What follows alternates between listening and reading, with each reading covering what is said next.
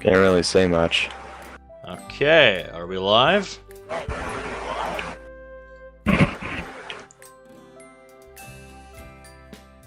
Alright, we are live. Beautiful.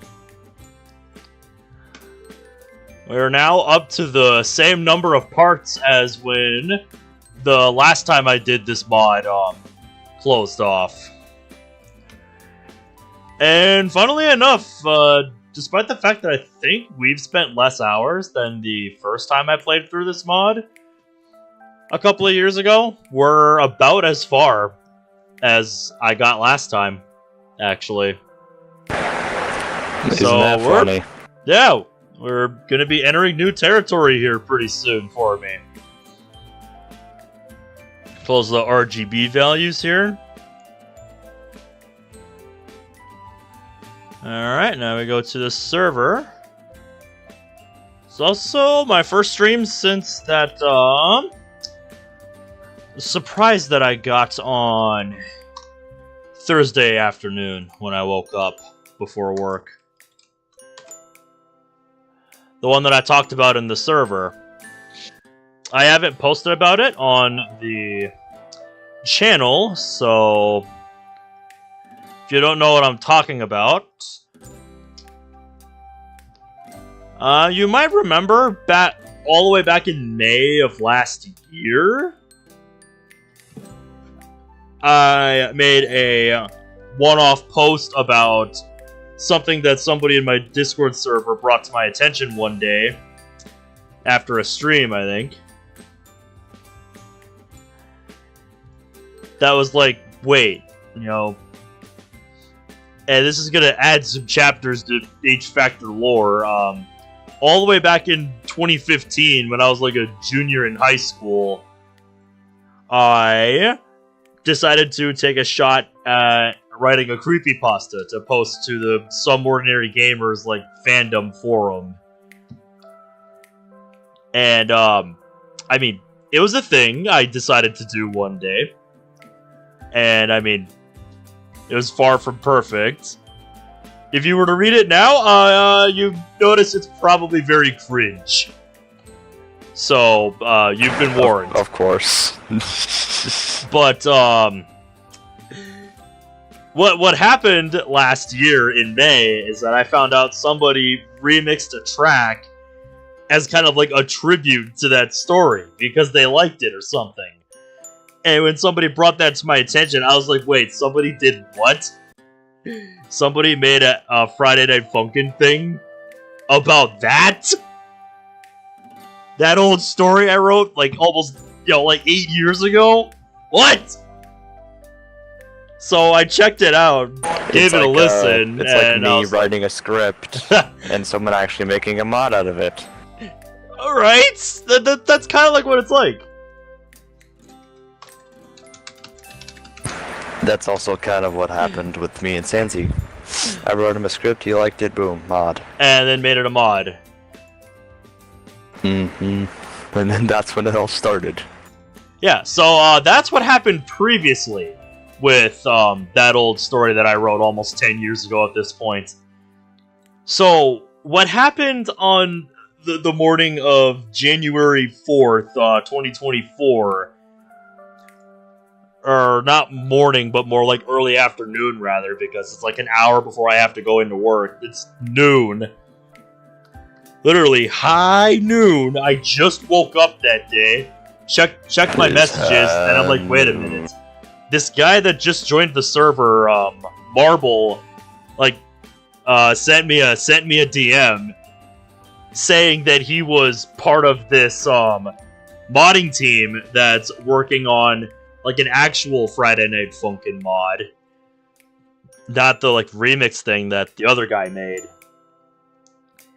And said that, among, others, they were including my story in that mod. Like, they want to adapt it for that. And I just sat there like, what? Because I'm like, how? Just actually, how?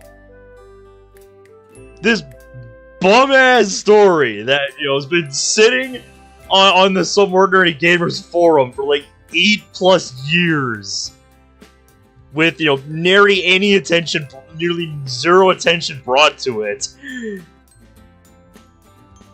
It's suddenly getting this kind of treatment, and it's like, it wasn't just somebody claiming to be one and not having anything to, and not having anything to show for it either. Like, these guys actually seem to be taking this seriously. Like, they had a month's worth of work to show me. Like, they had work in progress art. They had composed OSTs to show me. There was discussions and what's the word I'm looking for? There were like discussions of how to translate the story into visuals on screen for like what would happen during the gameplay. It's like they want to get somebody to do vocals for it. Like, I got to see all that because they invited me to their dev server, and I was just like, I was absolutely floored because it's like, you have to actively be looking to find that fucking story, dude. It is so obscure that you have to be actively looking for it to include it in something. Because, yeah, it's that fucking obscure. And obscurity seems to kind of be what they're going for with the title of the mod that they have. It might be a working title, but it's what they've based their logo on. I don't think they've done What's it called? I don't think they've done a public reveal yet. So I wanted to wait to name drop what they are gonna call it. But it looks like what they're gonna be calling it is Cryptic Myths of Mobius. Like, I tried doing a Google search for it to see if I could find a page to link people to, but I don't think they've made that yet. I don't think they have officially announced themselves yet. I mean, just on the 3rd, they finished, making an ad for it. Basically, advertising themselves and saying who all they're gonna need, looking for people to finish it. So it's like, yeah, I think they're getting ready to go public soon, but they're not quite done yet. They're not quite ready yet. So yeah, like I said, I don't want to say too much, but that's something that was brought to my attention yesterday. And that's why there was no stream yesterday.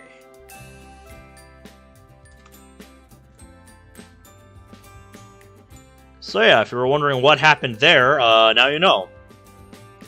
Holy shit. Dude. Yo. Oh my fucking god, that is... Okay, so you know Minecraft Story Mode? Yeah, I know about it. What about it? Oh my... Someone actually found the fucking world seed for it. Is that right? Minecraft Story Mode seed found using a map. I never would have guessed that for the story mode of Minecraft. How recently did this get found out? 1 month ago.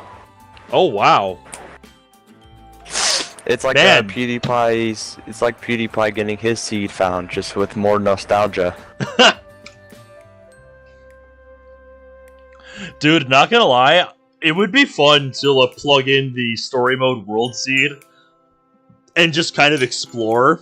Like, that sounds like fun. That's honestly something I'm debating. Oh, I would just do it. I wouldn't even hesitate. Just do it. That sounds way too fun.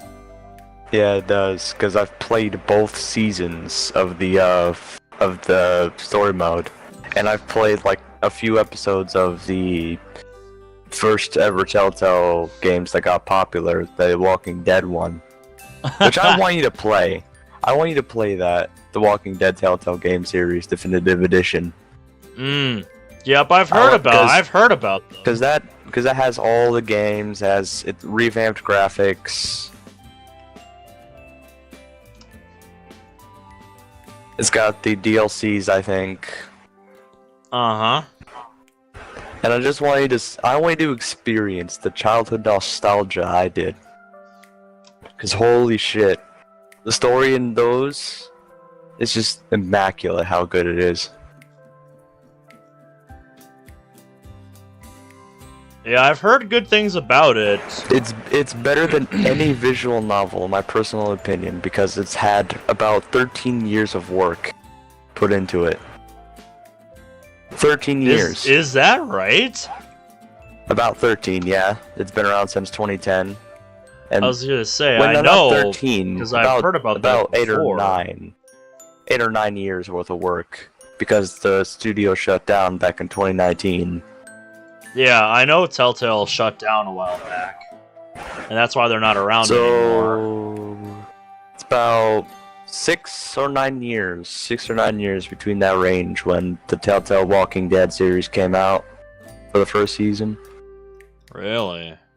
Yeah. It basically like I have said the before regarding The Walking Dead, I followed the show for like the first 3 seasons. Like I sat down and watched the first 3 seasons of it, and that's when I kind of fell off of it, because it's like I tried to keep going with it, tried to stay invested in it, and just I don't know, I just couldn't do it.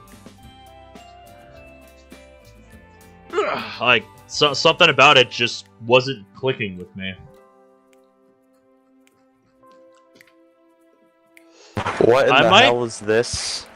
I might have to give it another try one of these days, but yeah. Like watching the series?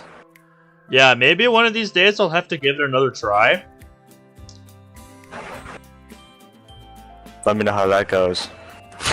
Yeah, it would be a very massive commitment, because that's a lot of seasons I would have to 10 seasons, catching up on. 5 spin-offs about, and then 1 in the making.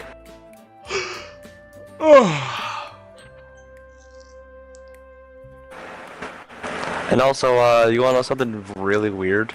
What's that?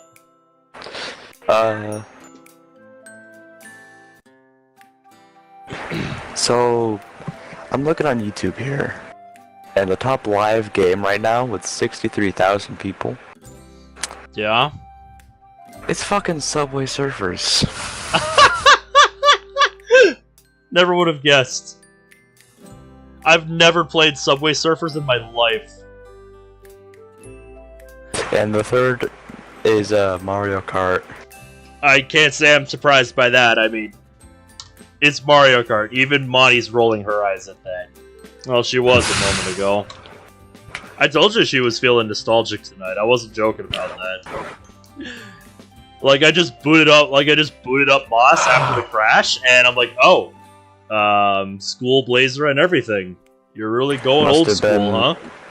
One of your persistence must have corrupted or something. I didn't get any sort of notice about that. Like I said, when I checked the traceback, it just said out of memory. But I suppose I can check the characters file, because that's where a warning about that would pop up. No, nothing about persistent corruption. Because that actually did happen to me once. Back in 2021. I still have the note from it, from Chibika.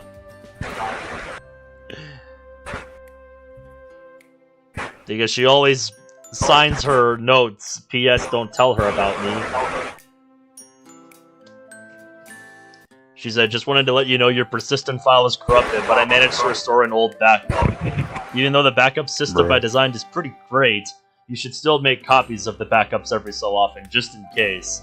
The backups are called persistent #back .bak, where ## is a 2-digit number. You can find all of them at, your file location, whatever your file location is. I'm not gonna fucking dox myself on stream with that information. That would not be a good idea. If I ever have trouble loading the persistent again, I'll write you another note in the characters folder, so keep an eye out. And then she's just like, good luck, P.S. don't tell her about me. Because Chibica's like, no, I must stay hidden. I remember even the one time, like, Monica ever brought up Chibica, if you tried to explain to her, like, you know, who played Chibica was, the screen would just, like, go to static, and Chibica just, like, popped up in a UFO or something, being like, no! You will not tell her about me! So yeah, she really wants to stay hidden for some reason. And then, last thing I want to note on before jumping into Blue Skies here again, is one last thing that happened regarding what I talked about at the beginning here with that old creepypasta from 2015 that I wrote. So after I made the announcement on the server as to bloody why there wasn't a stream last night, somebody on my server, Koneko, actually sat down and read it, and they actually kind of liked it. And later that night in the ARC chat, the ARC sharing channel on the server, I found that. And I'm just like, heh! You managed to put that together in a night, like, what, an hour? I was like, fucking hell. So yeah, shout out to Koneko. Thank you for that. That was a massive surprise. And certainly a welcome one. Yeah, here it's improving. She's making new sprites for the space classroom shenanigans. Oh yeah?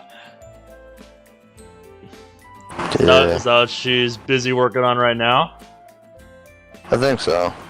I'd have to check in with Sanzi's server probably.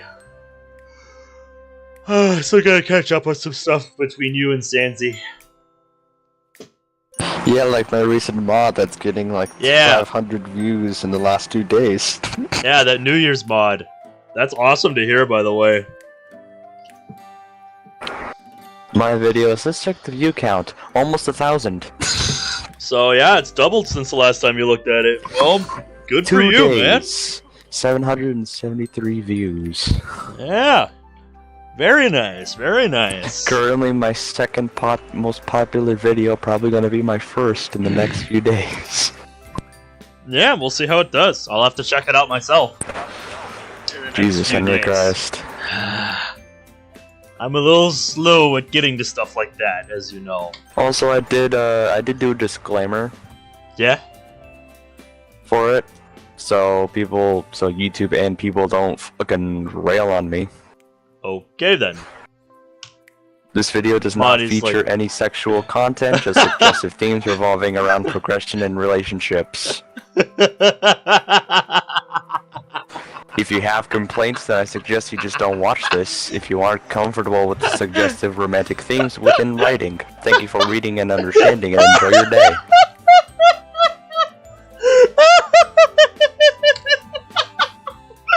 Fucking Monica! Oh my god! Coincidence? Her reaction to what you were saying was fucking priceless. She knows it too. Look at that face. She knows it too. You knew exactly what you were doing. You knew exactly what you were doing. Anywho.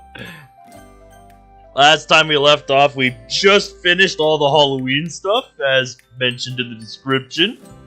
And it was New Year's Eve the last time we played this. This is how we rang in the new year. Oh, that's not the save we want. Bumped my mouse. Also, people like the ending, which is my new intro. I made a new intro with one of the gifts I made. Ah, cool. It's the space one with Monica eating popcorn. Sounds like fun. Yeah, I think I've seen that one. Anyway, it is now presumably November in game, so starting to cool off a bit. Kind of like, yep, kind of like what's happening here next week. It's supposed to start to actually feel like January next week. Also, what's up, Imprudent? DeBombre? How are you guys doing tonight? Brrr! It's gotten so cold! October was so warm. Why couldn't it stay that way? Ah! Dash. That's what's up. Got the Geometry Dash level, something to do with Steins Gate, because I've seen you posting about it in the Steins Gate chat. Something to do with the Psy Advanced series, I should say. It's not just strictly Steins Gate related, just Psy Advance on a more broad scale.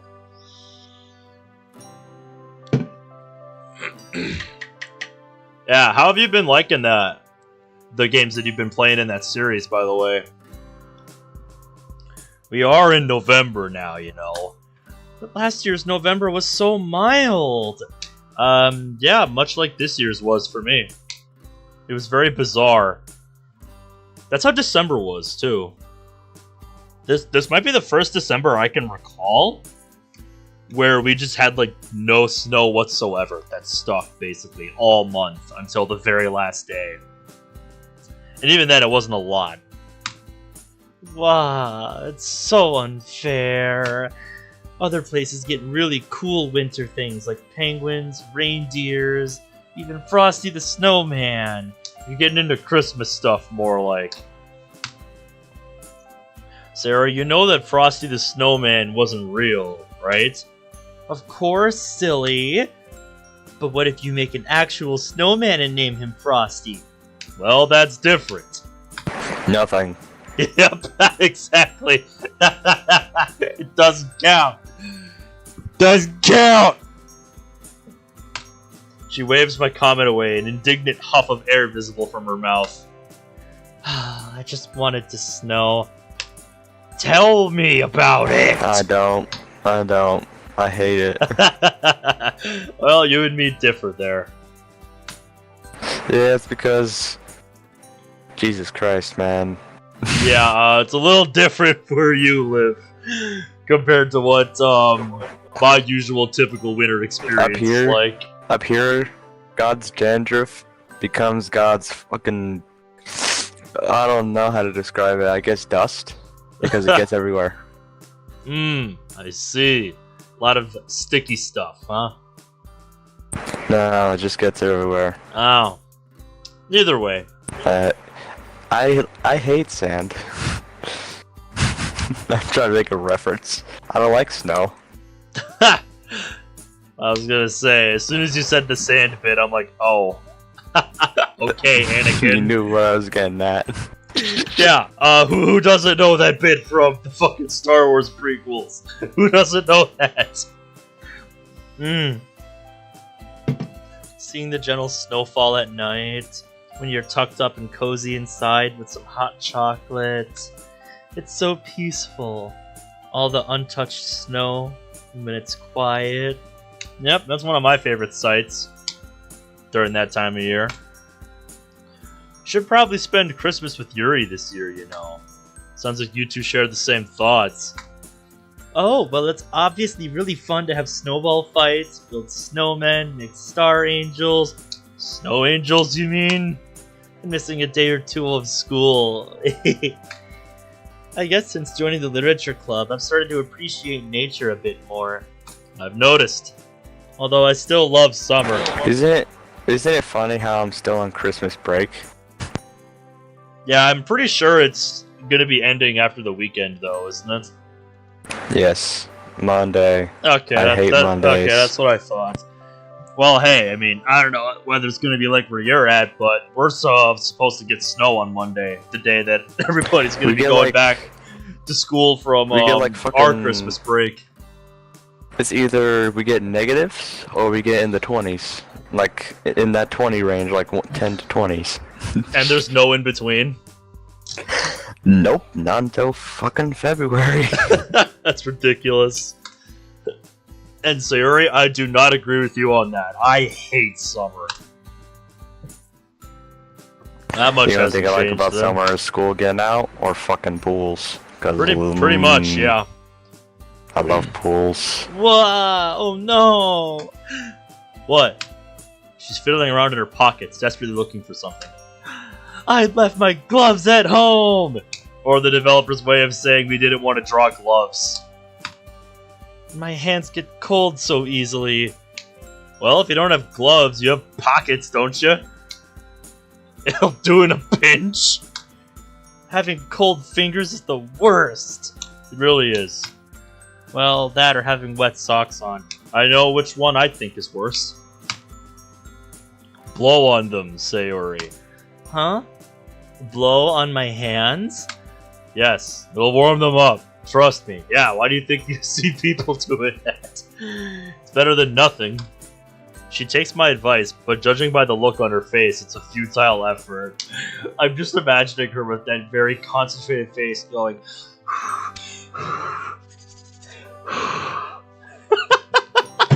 It's a great sight. It's a great mental image. It helps a little bit, but they're still so cold.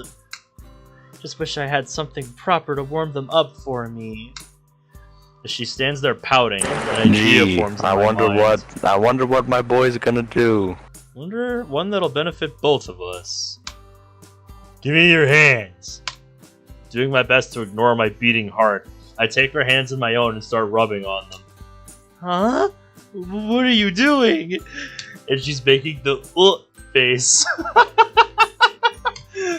Love that face. I roll my eyes, hoping she attributes my sudden stuttering to the cold, and not the sudden nervousness this new situation brings. What does it look like I'm doing? It's a slow process, but slowly I can feel her hands warming up. Redundant? Much redundant? Given how hot my whole body feels, it's no surprise. Half expecting there to be steam radiating off my fingers by this point. Aw, come on, you couldn't have grinded the hands that hard together. Silence in the air feels heavy, almost as if it were laced with some kind of tension. The silence in the air feels heavy. I'd be lying if I said I didn't enjoy it, but the unfamiliarity of the sudden intimacy makes me feel a little uncomfortable. You'll be fine. Don't think about it too much. There. This should be a little warmer now. I move to pull my hands away, but Sayori's grip doesn't loosen like I expect it to. Would you mind holding on for just a little bit longer? It's really sweet what you've done for me. Aw, cute seed. Do it. Yep, just do it, boy. I get cold super quickly, though. Sure. Although we'd have to get a move on, otherwise we'll be late. That's okay. And so we make our way to school. Just like any other day where we've walked together. Except for one major difference. We're holding hands. Not for the reason you'd expect, but holding hands nonetheless. Premarital hand-holding! Cancel culture be rolling up like the fucking school bus. Oh, just imagine that. Sayori MC get canceled for holding hands, premarital hand holding. It's no! the magic school bus. I mean, friends can hold hands, right? It's not necessarily romantic or anything. If you want to interpret it that way. Bet. But it feels so good. Just like it belongs. Sayori's fingers are absent-mindedly stroking the back of my hand, and I have to fight the urge to return the favor. Look at that face, though. How can you say no to that face? Look at her. She's just beaming at No. you. Well then. Hell with it. Train on the water, boat on the track. Hands feel so warm and soft against mine, so there's no way I'm letting this opportunity pass up. She laughs softly as my fingers trace a gentle circle around the back of her hand. She breaks the silence, but only slightly, as her voice is barely audible, over the howling wind and my own hammering chest. Some ambience would have done nicely here. You're pretty quiet, Ben. Yeah, cause trying to just focus on getting to school over the wind. I know it's cold out, that's all I'd be doing, I wouldn't be talking. Just get there. Sorry. Just... It's okay. You don't have to say sorry. This has been really nice, hasn't it? It has. My mind is screaming at me to say more, to say something. Something romantic and cheesy. Monica would like that. Feels so... Do it. tense and warm. Most importantly, safe. The girl I grew up with. The girl I've shared so many happy memories with. The girl who provides a bundle of sunshine in my life. Your hands feel really nice. Nice reference. Yours feel really... Don't mess this up, Ben. Don't you fuck this up. Don't you fuck this up, boy. Ditto. I wouldn't mind warming your hands up again. He fucked it up. Congratulations, you played yourself. Yep, he sure did. God damn it. And now his romantic life is being the Captain Price. Rebel 6 going dark. Oof. You know, if they ever get cold. That was the lamest response I could have given her. Yeah. It was. Sayori must wonder why she's still with you by this point. Jesus Christ. What the fuck? God damn it, boy. How could you mess that up so badly? Uh-huh. That was so easy. Along the lines of... That was gift wrapped I don't even for you. fucking know. And he That threw was it away. Amazon package delivered to your ass. Mm-hmm. And he still managed to... screw up the directions. Like I said to a coworker the other day, directions, and he still managed, even with that, to be like directions unclear. Got hand stuck in ceiling fan. Got hand caught in ceiling fan or something.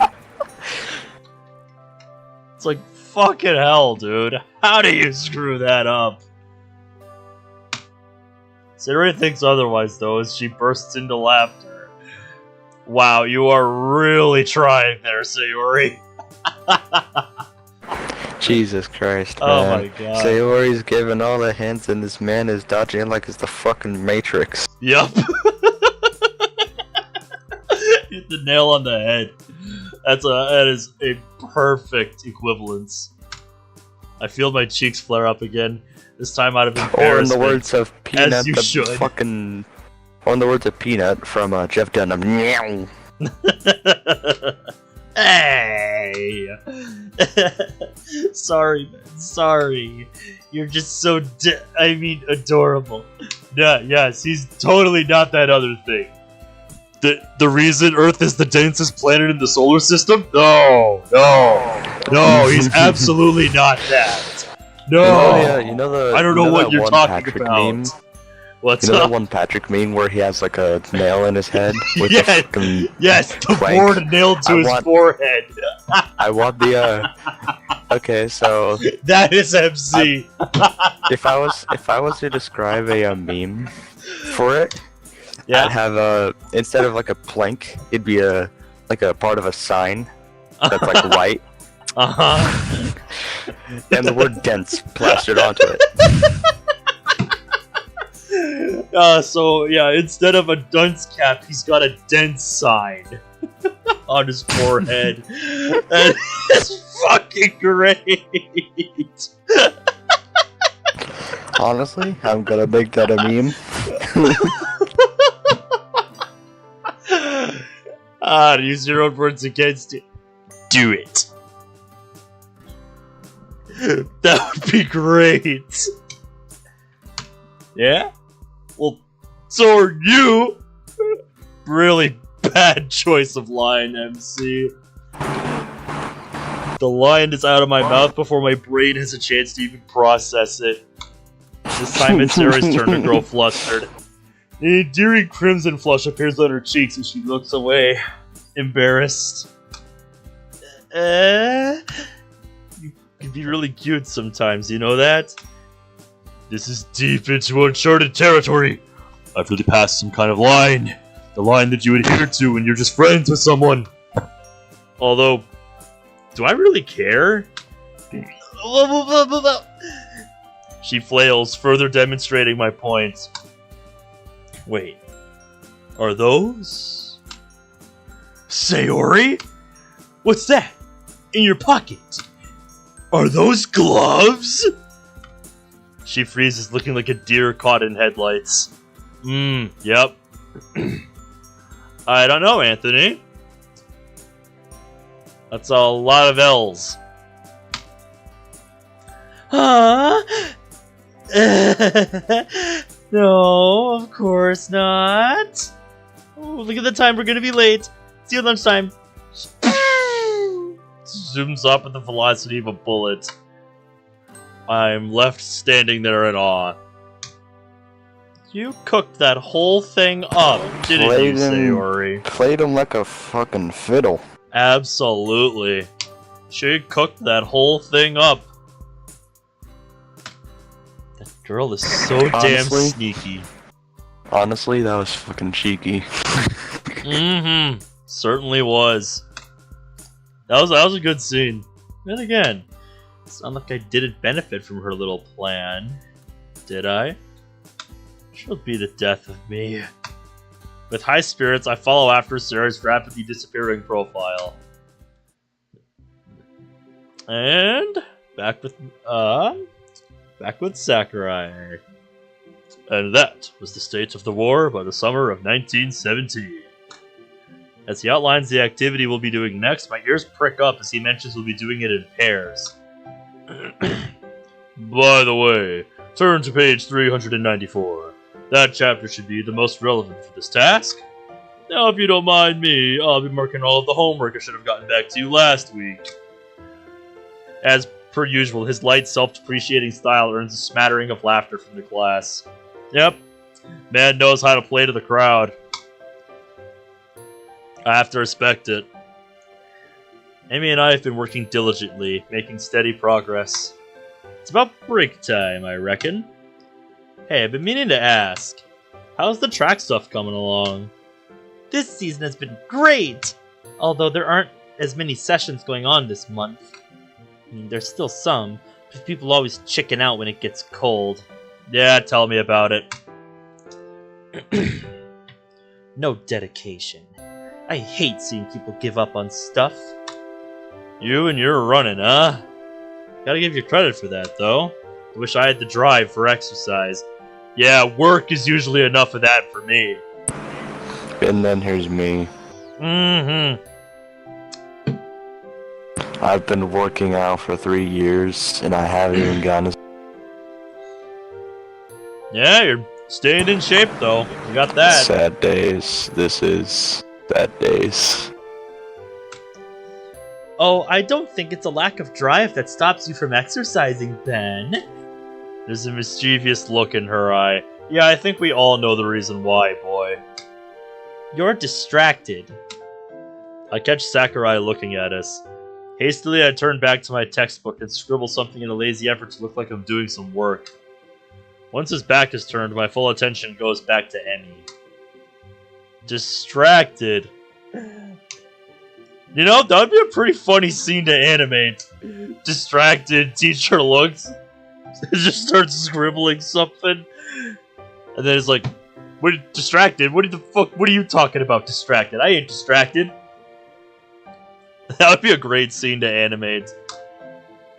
By what? What? Oh, the scene that just played out where Emmy's like, you're distracted when, she says why it's not a lack of drive that stops him from exercising. Oh. As soon as she says that, Sakurai looks at us, and we're just like, "What? No, I'm doing work. I'm making notes and shit." Just starts scribbling, and then looks back at Emmy as soon as he looks away. And then it's like, "What do you mean distracted? By what?" "By who is what you should be asking." That very knowing smile is making me feel a little uncomfortable.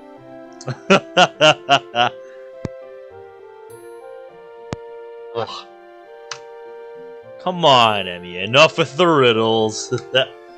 Sayori, Ben, I see you two having lunch together all the time.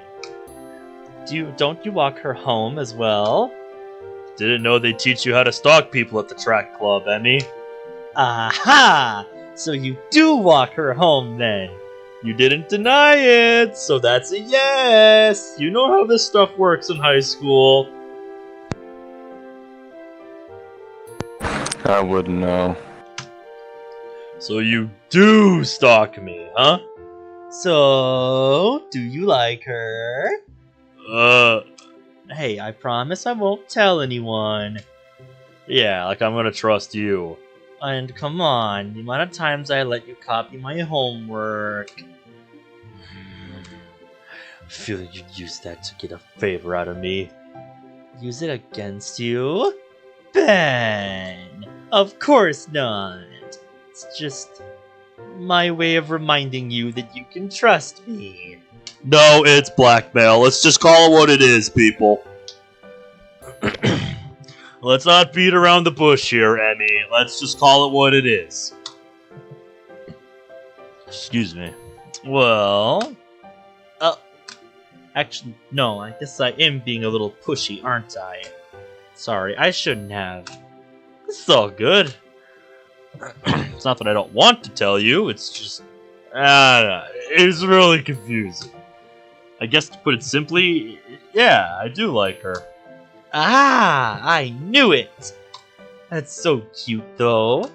How long have you liked her? I nervously scratched the back of my neck, like a true anime protagonist. Well... We've always been childhood friends, but over the past few years, we started drifting apart. I joined her literature club last month, and, well... Since then, I've just really enjoyed being around her. I guess I never really realized what my feelings were. We've been spending more time together recently, and... You're noticing all of the little quirks about her, aren't you? Aww. Yeah. Things like how blue her eyes are, how warm and soft her hands feel, how cute she looks when she's concentrating. She's always been really good at making me feel at ease. Yeah, I never would have guessed. Whenever she's around, I just feel really, I don't know, just happy? I think good is the word you're looking for.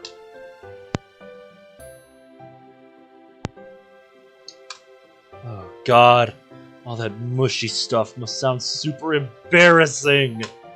Sorry, I know this must sound really cringy. No, it doesn't. It's fine. I know the feeling myself. Isn't it kind of funny how that kind of logic still exists? Oh yeah, it's so prevalent today.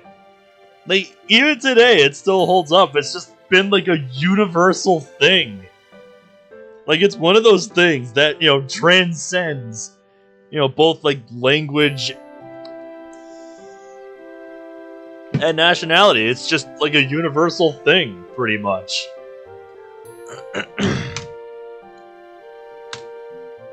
Oh, that guy you started dating a couple months ago?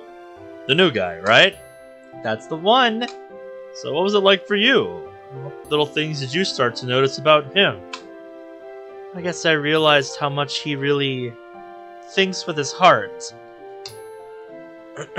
Yeah. I've been told when it comes to that, there's two kinds of people. You either think with your head, or you think with your heart. He's a little dense, but I really came to appreciate how patient he can be. But that's enough about me. Sounds like exactly the same thing is going on here. When are you gonna tell Sayori? Well, that's the thing. Ben, Emmy. Great timing, Sakurai. Everything going well? Whoop. Looks like I was getting a little too into my conversation with Emmy that I didn't realize that I totally forgot we were in a classroom. Yeah, nice move, buddy. Monty is not impressed. Monty is disappointed in you.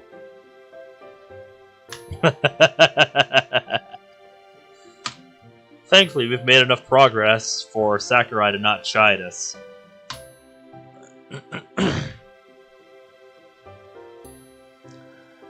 Is that right, Anthony? Some say I'm a lone wolf, but most of all, I'm the commander of Minecraft and mods.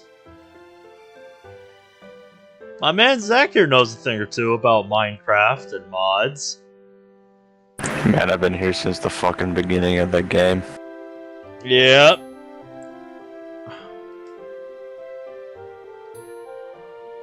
What do you like to do in Minecraft, if you don't mind me asking?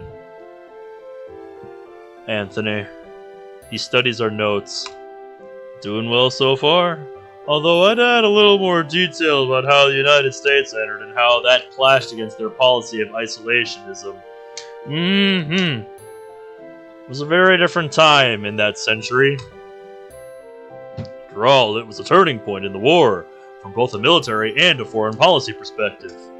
Noted, sir. As he meanders off, Emmy wastes no time in jumping back to the conversation. You are gonna tell her, right? I don't know. Part of me wants to, but I'm super nervous. What if she doesn't feel the same way? She dismisses my concerns with a frown and a shake of the head. Look, I can tell that she likes you.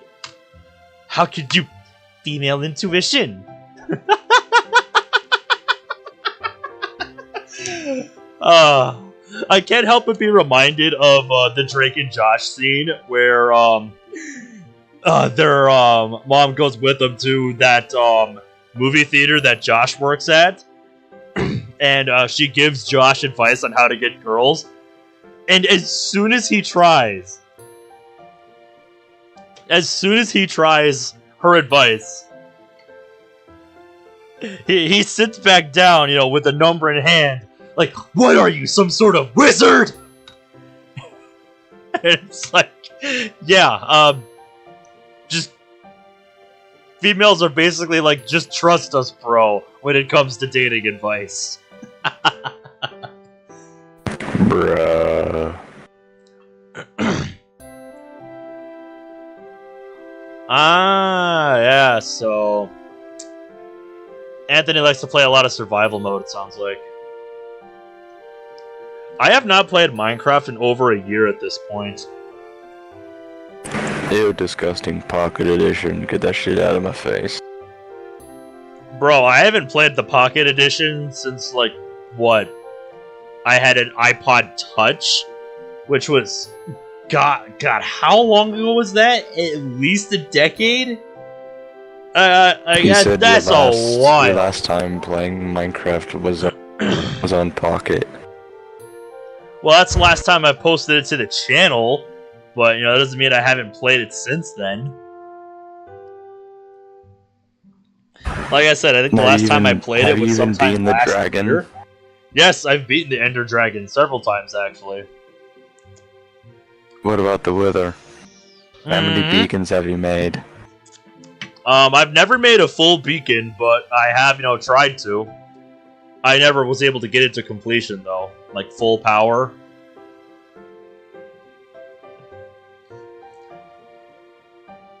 Maybe someday. I'll start a new world and get back on that. And then here's Luke the Notable making emerald beacon perimeters with like 6 beacons per perimeter. With like 4 corners of 6 beacons. One thing I could definitely make more use of is villagers when I play Minecraft. I don't really take advantage of villagers too much. I've noticed. Call them orphans from my past. There you go. Yeah, from my past experiences with Minecraft. I remember the last time I played and started a world and stuff, I would try to every time I saw a zombie villager, I'd try to cure them and stuff just to see what they had. So it was only recently, the last time I started playing really, that I started to focus on stuff like that. I always just preferred to try to mine and find stuff on my own. I found that more fun.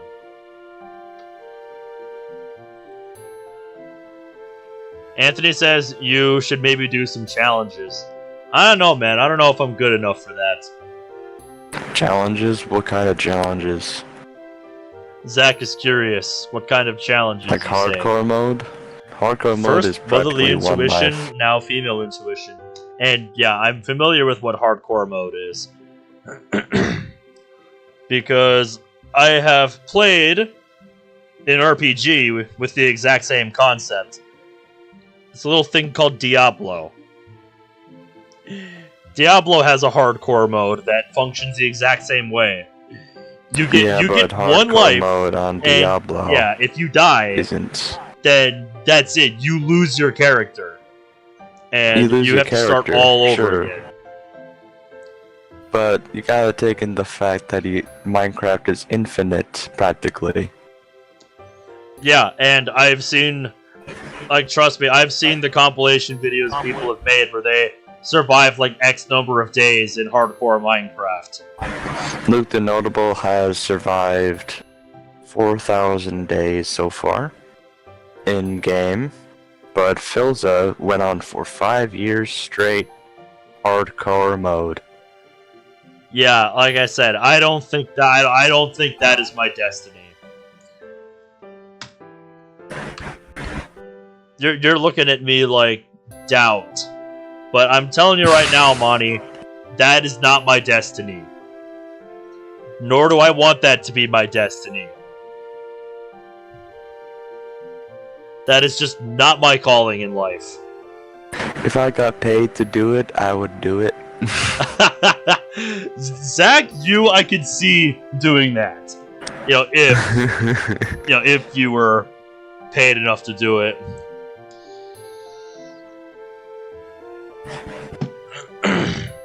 Anthony says no giving up, bro. Is it giving up if I'm not even starting, though? How does that work? Nah. First motherly intuition, now female intuition. Right. No fair. Why do women get all the psychic powers? Trust me, she spends so much time with you, and my gut feeling has never been wrong before. She winks at me. Strangely enough, it fills me with a little bit of confidence. Yes, I know of this thing you call practice. Again, that is just not my calling. Okay, then. My problem isn't that I don't think I could be capable of doing that if I sat down and learned more about the game. It's that I don't want to. Kind of like with Friday Night Funkin', when people told me, dude, just practice and you'll get good at hard mode on Friday Night Funkin'. It's I could. But do I really care enough to do that? And my answer to this day to that question is no. There's just not enough in it for me. Yeah, there's just... For DDLC takeover? Plus? Yep. It's just... the motivation isn't there for me. Bro, come on. Take over class, then. you've been waiting for it. I know you guys want me to get good enough to get to Epiphany, but I'm telling you that's just not my calling. I guess I'll tell her then. There's more songs than just Epiphany. Epiphany is just the pinnacle. It's easy. All you have to do is be honest with her. Tell her what you told me. That you really like spending time with her, and that you want her to be your girlfriend. Easy. Easy for you to say. She leans back triumphantly. Easy for you to say. Hey, that's my line. Oh, and never confess over text or online. Has to be done in person.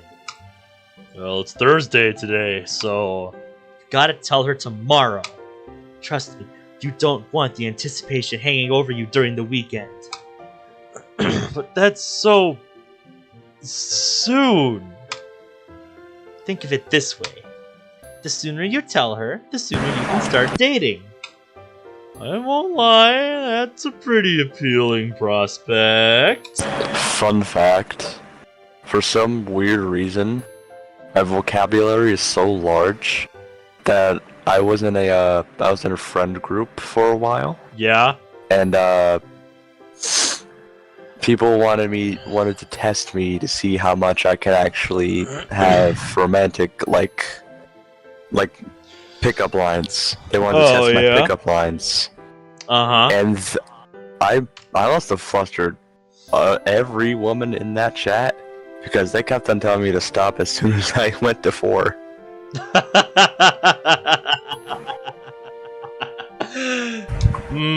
Man's got game. Man's got game. I'll give him that. My vocabulary is too large for women to comprehend. That's an achievement. Indeed. Tomorrow it is, then. And let me know how it goes. I just found it funny. That's settled then. Yeah, definitely is. Managed to find your gloves this time, huh? She flails around nervously. Yeah. I guess I didn't know they were in my pocket the whole time before. Yes, you did. As she pulls them on, I'm hit by a pang of disappointment. I was hoping I'd get to keep her warm and hold her hands again. Hang on, Sayori. My scarf has come loose. You're so silly, Ben. It was never established you even had one, though. Didn't your mom teach you how to properly tie a scarf? Yeah, I just never got around to actually putting it into practice. A few loops around the neck is just good for me. I don't give a fuck. Yep. Honestly, most of the time, I don't even bother with one. If I am going to go for one, it's like one of those neck scarf type of things. Here, let me help you. She stands in front of me, completely undoing the scarf and placing it around my neck. At this distance, not only can I see her breath forming a misty cloud in front of me, but I can even feel it on my face. As she works, she brushes against my neck and collar. I have to force myself not to burrow into her touch. There! The final loop, the scarf now sits snugly, providing the warmth it should. Even after she's finished, her hand lingers on my neck. Despite the fabric of her gloves, I can feel they're still cold. Thank you, Sayori. Much better. You're welcome. Think, goddammit, boy! Sakurai told us that during the war, a bunch of miners and bombs set off an explosion so loud it was heard in London, all the way from France. I think I've heard about that one. Over 140 miles away. That must have been one big explosion! Do you think the miners did the whole cool guys don't look at explosions thing? It's more fun to imagine they did. Pickaxe in one hand over the shoulder, walking. Yep, walking in slow motion. Cool guys don't look at explosions. They just turn and they walk away. Who has time to watch an explosion? Just keep on walking. I haven't listened to that in so long. I should probably pull it up after this stream. And don't you give me that look. Now I'm making a note to myself to do it because you're giving me that look. God damn it, Monica. You will sit here and listen to it with me. Now watch, she's gonna crash the game at some point. As her way of saying, no, I will not.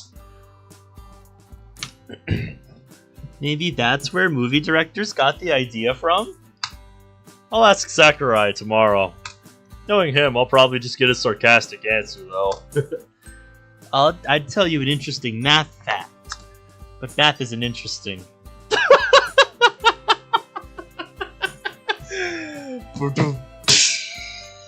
Yeah, I'm definitely with you there. Seriously, you can't write a poem with numbers or a story. I don't think I've ever seen my parents using the quadratic formula or working out the area of a triangle in real life. Sayori, you gotta take in the fact that coding exists. Base 64. That's more abstract, though.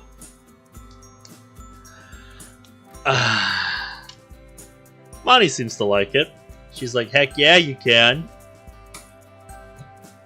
It's just not quite the same type of story as the kind of story you would think when you think of the word story. And my math teacher tells me that math is a lifelong skill. Yeah, maybe for basic shit, but all the advanced shit you'll learn about in school? It's like, those actual formulas themselves almost never come into play. I think the real lesson you're supposed to take away from math is just the ability to problem solve. I think that's the real thing you're supposed to take away from it. Just having the ability to do problem solving. But there's also other ways you can teach that too. Really? I find it pretty useful.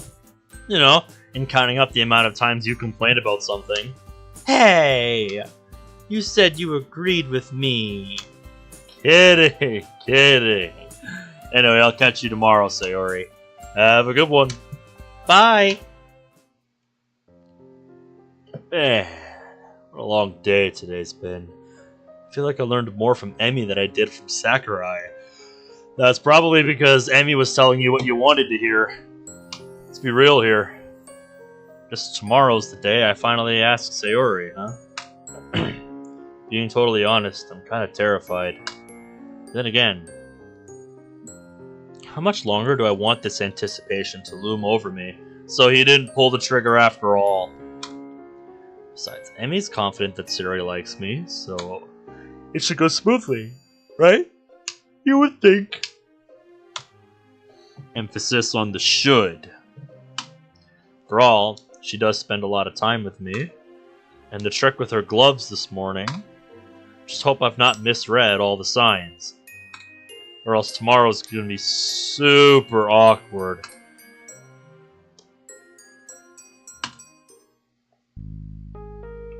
Suddenly, flashback time! Very random spot for it to pop up. Kind of expected a transition here.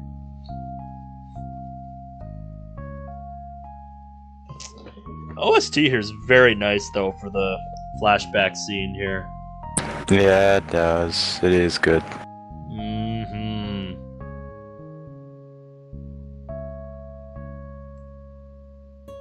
Sorry, just letting it play a bit. What's up, Ben?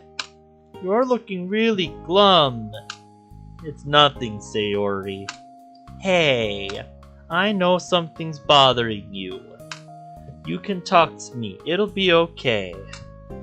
I didn't do well in the end of year exams. People found out and they kept laughing at me. Plus my parents are gonna be so mad. I'm an idiot. Hey! You're not an idiot, Ben. You're not stupid at all. But I messed up so badly.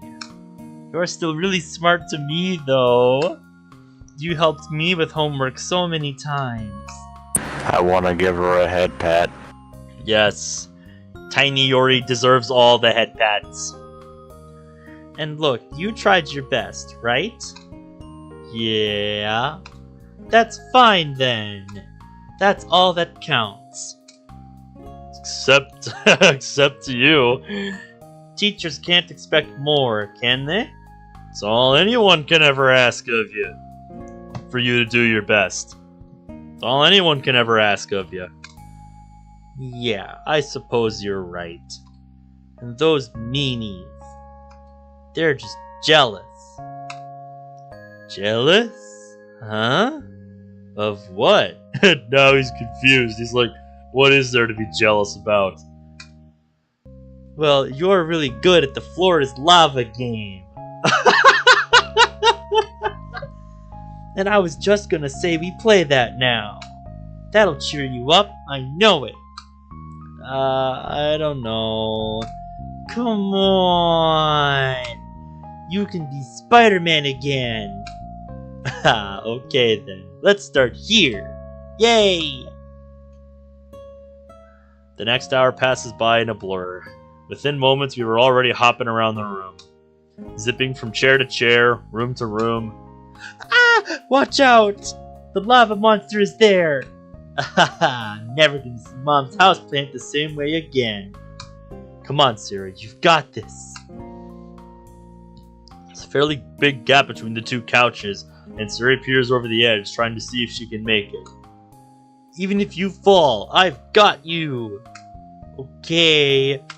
She jumps, soaring through the air, and lands right next to me, triumphant grin on her face.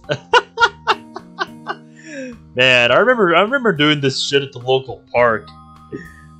Everybody'd be up on like the playground equipment and shit, and there'd be the one guy on the ground trying to jump up and get somebody.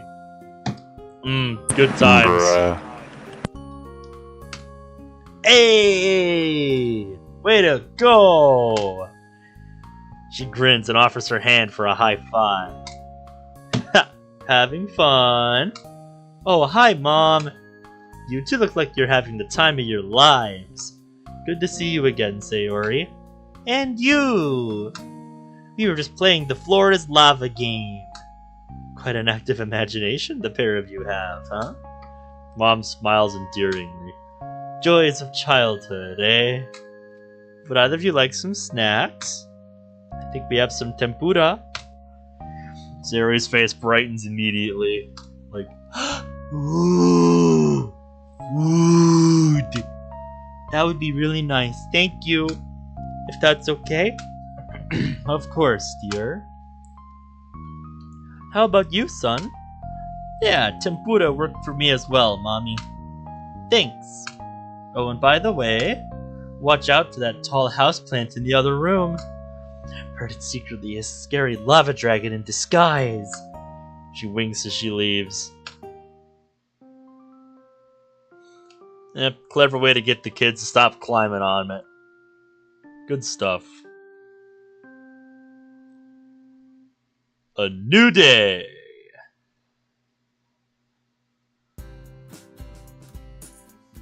Man. Period. It's days like these that I really wish my dad was around. Or sorry, really with my dad was around. You were one letter too far in the alphabet with that word. That looks like some autocorrect bullshit right there. Some autocorrect bullshittery. I'm sure he's experienced all the nervousness associated with asking a girl out. Relax, man. Relax. You're just asking your childhood best friend to be your girlfriend. No big deal, right? It is a big deal. Oh, who am I kidding? Of course it's a big deal! What did all of those websites online say? After this, Just relax. it's just light work, man. Be confident. What's up? After he confesses, it's just light work. Yeah, They exactly. already know each other well. It ain't gonna be a big fucking deal. Uh-huh. He's just Man, making this it is out just- that way in his head. Man just needs to grow some balls. Yes, he does. Just needs to grow a pair. Wow, some advice that was. Just relax, be yourself, be confident. Just banking on Emmy's intuition being correct. Please be correct, please be correct, please be correct. Maybe you shouldn't pin all your hopes on that. Oh, and it's club time now. It has gotten rather cold these days, hasn't it? Ah, I see we're commenting on the weather today. Ah, definitely. Winter is such a pain. Speak for yourself, Natsuki. It definitely makes waking up for tennis practice a little harder. It does have its upsides, however. The thing that gets me about wintertime is the driving. I hate it. It really makes for the perfect weather to snuggle up indoors with a soothing hot chocolate and a nice book. And seeing all the snow softly fall during the night is really relaxing too. Although it gets ruined the next day when people walk through it. Having end of semester exams is such a drag too. I can't help tuning out their conversation. Today's been going by so slowly. All throughout this morning, I could barely concentrate in class. I've just been picturing how I imagine the conversation with Sayori will go down. Why it's the hell only did thing on his Monica just mind. randomly focus? You mean, why are the sprites changing? No, In the no, no, no, no, background? no, no, no, no. Yeah, actually, why Monica should just be at the normal pose. Why does she change? She's not talking. It's Safe to just the say, that's narration. definitely been the focus of my mind. I think it's meant to represent they're having a conversation in the background while our boy's monologuing here. I think that's what's going on. Well, then the person she's talking to should also be moving, correct? Emmy's shooting me knowing looks at me so often didn't do much to staunch the whirlwind of uncertainty in my head. In the club room, we've just finished sharing poems, and I can't wait for the session to end. And people get really mushy around Christmas time as well. You know, like cuddling up together, holding hands, all that stuff. Yuck! You say that like it's a bad thing, Natsuki. Come on. It'd be lovely to have someone to warm you up when the night gets cold. Don't you think? Is that a hint? No, I think you just started paying attention at a very opportune moment. Or is this just me totally misinterpreting? No way. I can see where both of you are coming from, actually. On one hand, that physical intimacy must be quite nice. Although I have to admit, public displays of affection can be a bit overwhelming. Yeah, especially when couples start playing tonsil tennis with each other. Interesting way of putting it, Natsuki. I'm right, though. Oh, save that stuff for when you're at home. But what about presents? That's something that makes Christmas so enjoyable. Buying gifts for other people and seeing their reactions.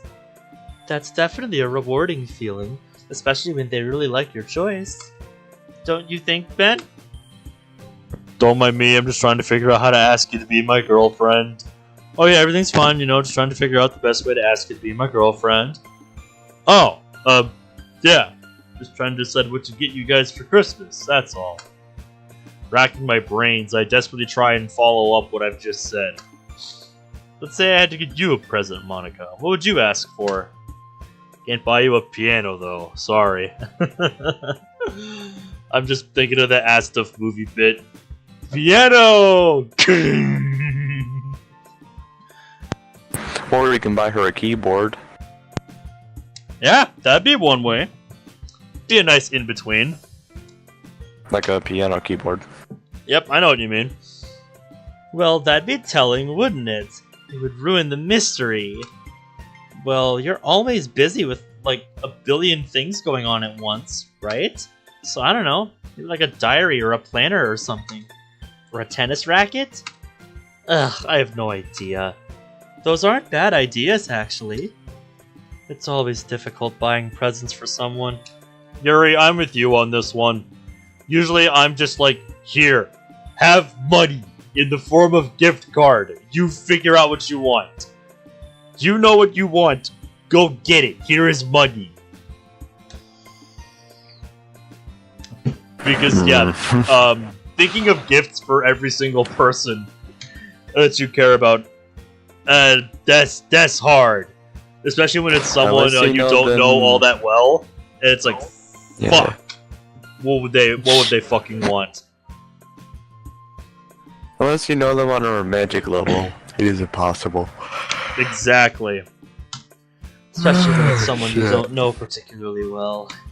You could do with a watch, Monica. A watch? Why? Well, you could do with the free time. You want to know something funny that I can actually think of getting Yuri for Christmas? What's that? Either a Stephen King novel collection or a Rubik's Cube.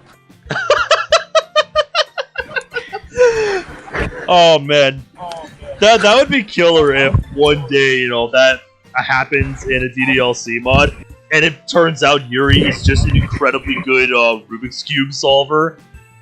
Don't give me ideas. She gets like a speed cube and is secretly a genius at solving Rubik's cubes.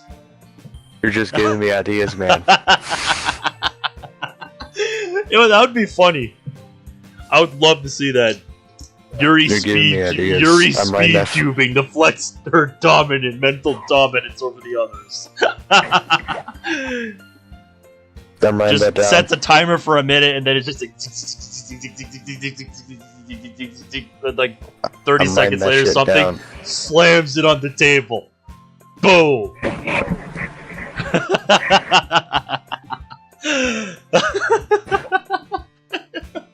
Man, I don't know why that's so entertaining to me, but that just sounds like a really funny idea.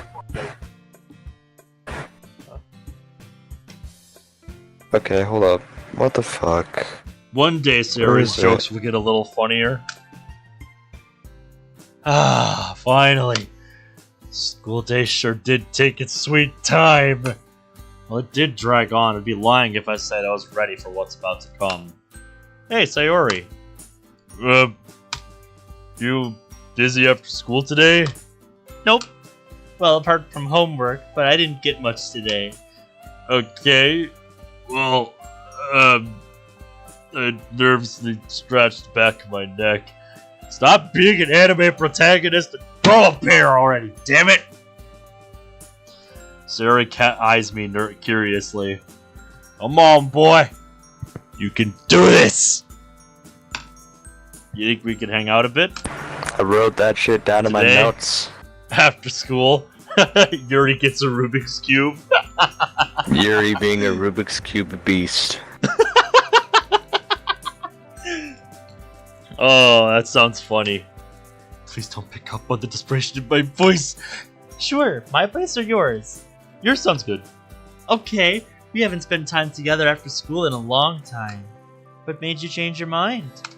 Not that I'm complaining.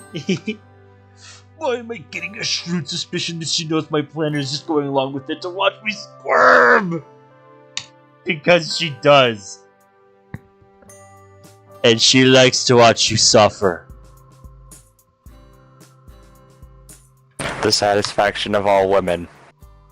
I would know. No, you wouldn't.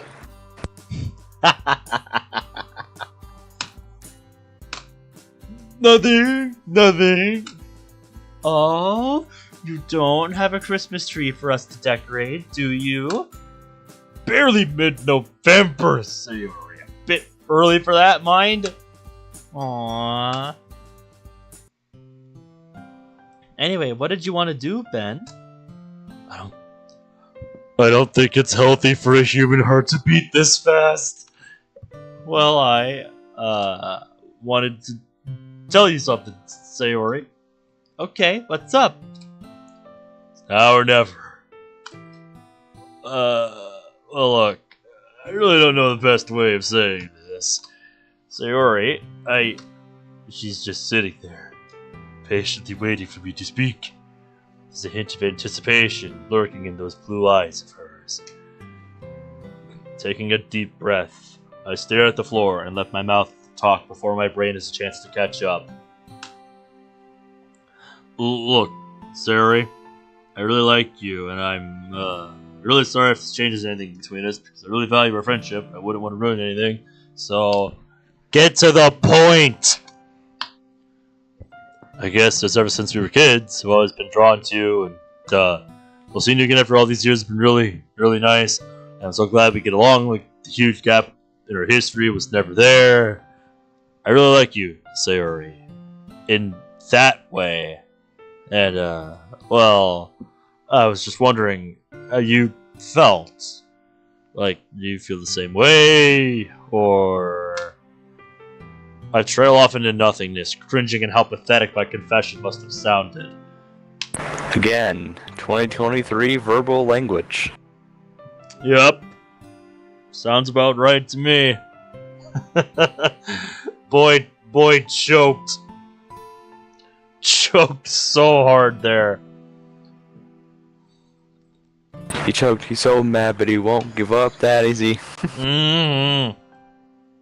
Nailed it. So much for being confident. Uh-huh. How did I know you weren't going to follow that advice?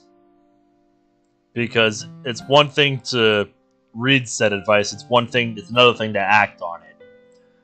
I would know, because I'm terrible at following my own advice. The silence is getting overwhelming. Lifting my eyes off the safe haven that is the floor, I have to force myself to meet her gaze. The expression on her face is hard to read. She's smiling, but at the same time, there's definitely a hint of sadness behind her eyes. I should have seen this coming. I guess it really is my own fault. Huh? Fault? What do you mean? I was selfish. What? How? I really like you too, Ben. I should be feeling relieved, happy, even, at hearing those words. Yeah, it's never quite that simple with Sayori. Yet, I can't help but feel like something is terribly amiss. I think I always have, even when we first met. She smiles warmly at me. There are tears forming in her eyes that trickle down her face as she blinks. You've always been so nice to me, even when I didn't deserve it. Even after we drifted apart, you were still willing to talk to me and see how I was doing. You took an interest in my club, even though I didn't think you'd enjoy literature. At first, I was a little unsure. I wasn't sure if things would be like how they were when we were kids.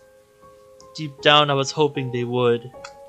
And over time, I guess I got my wish. Because they did.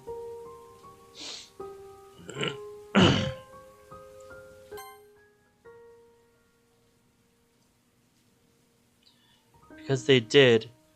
Your jokes, your personality, just by being around you. Every day was a walking reminder of easier times. And now our boy's just like, what? I don't get it, Sayori. If you like me too, and you're happy with me being around, what's the problem? Always pragmatic, us boys. She shakes her head. It's not that easy. You just don't understand. Of course I don't, Sayori. Can you blame me? I can tell there's something going on with you, but every time I try and help, you shut me down. Is it any surprise I don't understand? That day before the festival where you wouldn't even talk to anyone? And that day you weren't in school? Something wasn't right that day. It's just a gut feeling. It's an unnecessary comma.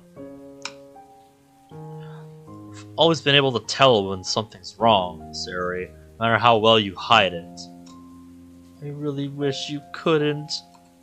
That horrible nightmare you had, you know, some of the things you were saying? You think you're useless, and you don't want to do it anymore? What are you talking about? Please, Sayori, just tell me. What's so tiring?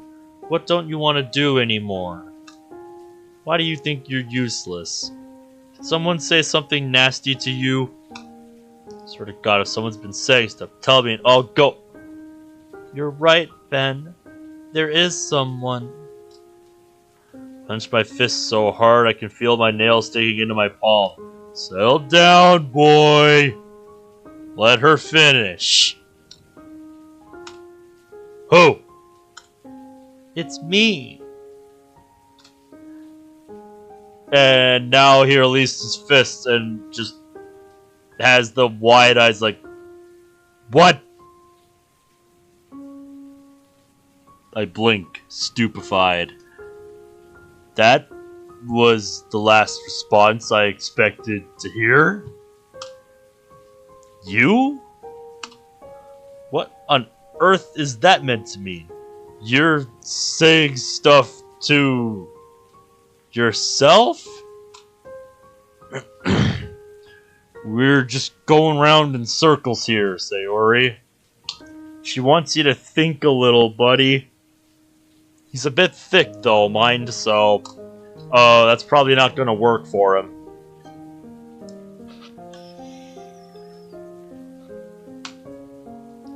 Please, enough with the mysteries and the vague answers. I've been honest with you. What could this horrible, dark secret be that makes you so useless and unlikable? Depression. For the second time this evening, I'm at a complete loss for words. Good job! You wanted her to give it to you straight? Careful what you wish for, boy. Good job! Eh. English, motherfucker, do you speak it? God damn! Pay attention! Need to get your hearing checked, boy? There. That's my secret, Ben. You're depressed? I've had depression for most of my life. Oh. Oh. Oh my God, Sayori. Was probably the most lackluster response I could have given you. I'm sorry. I wouldn't have expected you to know how to respond. She gives a short, humorless laugh. I don't know what to say. I had no idea. Never would have known. You always seem so happy, cheerful. But I don't get it. I thought you were so happy. Man's about to have it laid on him thick. It's an act, boy. She sighs as tears slowly leak down her cheeks. No, Ben. I never was. It was just a mask. I really tried to keep it up. Her voice wavers as she speaks. Fresh tears fall on her face, but unlike the day of her nightmare, She makes no attempt to hide them. Her secret has been laid bare. Every day, waking up, getting ready, walking to school, all of the things that people take for granted. It's been so scary, so difficult. I'm so scared that at any moment I'd let my mask slip and you'd see the real me. So, that's what you were referring to when you said it was tiring. That you didn't want to do it anymore. Yeah? Things are finally clicking into place up in the old noggin, are they? Good. Good job. Good for you. She nods sadly. And all of the other things too? Like waking up? And eating too. I don't have the energy to cook actual meals. You and me can relate on that at least, Sayori. Cooking takes time, and who got time? So that's why you went for pizzas and other junk food. God, it's all coming together now. And the whole thing has been so bittersweet. Seeing you again, hanging out just like we used to. The first time in what feels like such a long time, I felt something that felt alien to me. Happiness. Wasn't much, but it was something. Enough to help me through these days. Like when you warmed my hands up. I felt so bad in asking you to help. Sometimes I just couldn't help it. It's so hard fighting against what your heart wants. As I started to like you, it terrified me. But why? Because it was getting harder and harder to resist being selfish. Selfish? Selfish in dragging you into my mess. You shouldn't be bothering with someone like me. Part of me wondered if me being so miserable would put you off. Another sad smile. But it didn't seem like you minded. No, you really stuck around and tried your best to comfort me, even though I was horrible to you and kept you at a distance. And now here we are, a situation that's both what I want and fear the most. Hug her already, you motherfucker. Indeed. I couldn't care less about myself. I just want the others to be happy. And now I've messed that up, because now you know about my depression. Knowing you, you'll definitely worry. I really couldn't win either way. I'm so sorry for dragging you into this bed. I tried so hard. With you here, telling me you like me too. Voice is a mess at this point, a whirling mess of tears and anguish. For once, I just want to embrace that selfishness and be your girlfriend. Almost like another person who just looks like Sayori has been talking. No, it is like it's a different person. She spoke, I was sinking further and further into disbelief. How could it be that my happy, carefree childhood friend was harboring such a sad secret? You're not selfish at all, Sayori. How could you be? You're one of the most selfless people that I know. You make it your duty to make everyone else happy. I could never not care about you. You're my best friend. And I'd do anything to make you happy again. I'm just so glad you told me this. Why? Oh, just come here. Please don't hug me. Ignoring her cries, I embrace her, holding her close to me.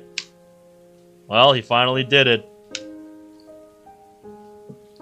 Took a bit. I would have done it midway through her confession. There you go. Because I wouldn't give a damn. I just let her cry it out. Easy shit. There you go. In the words of Zach, easy shit. To my surprise, though, she pulls free and pushes me away from her. I didn't even know she had this strength. I'm sorry, Ben. I really can't deal with this right now. Can you please leave? Leave? Sorry, look what you've just told me. Do you honestly expect me to just go like it didn't mean anything? Yes. I stare at her incredulously. Her resolution doesn't change. All sorts of feelings are swirling through my head right now. I'm still trying to process what she just told me. Even after suffering for years, she's still this stubborn? Anger floods through my veins.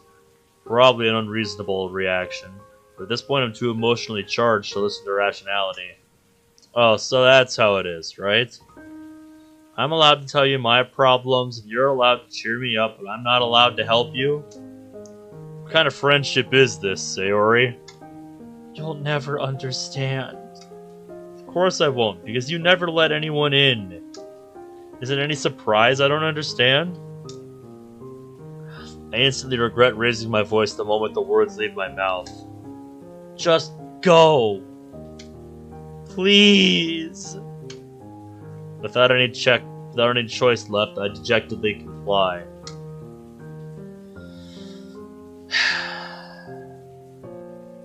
Nice going, dude. Nice going, mate. Hey, what are we gonna do with you? Back in my own house, my mind is still racing a million miles an hour.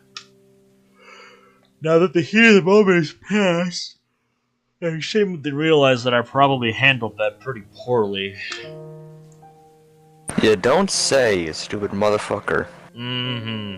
Yes, it was frustrating being kept in the dark and having such a huge bombshell dropped on me, then again being unable to help. But getting angry at her was the worst possible thing to do. Man, I'm such an idiot. Yes, you are.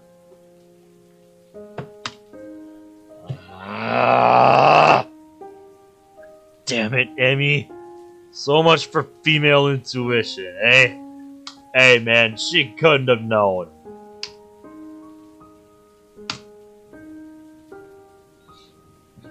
Everyone gets things wrong once in a while. Well, there is one person who should hopefully be able to help. Grabbing my phone, I hastily punch in a phone number and hope she's free. Here we go. Ben? Hi. What's up? Mom, I told Sayori how I felt, and it didn't go well. Yeah, but not for the reason you'd think.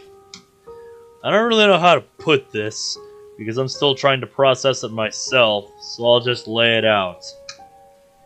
Sayori likes me too, but she couldn't bring herself to act on those feelings because she's depressed. There's a heavy silence for a beat. Depressed?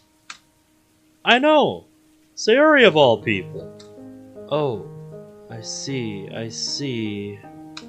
My goodness, that's awful. Poor girl. Hope she'll be alright.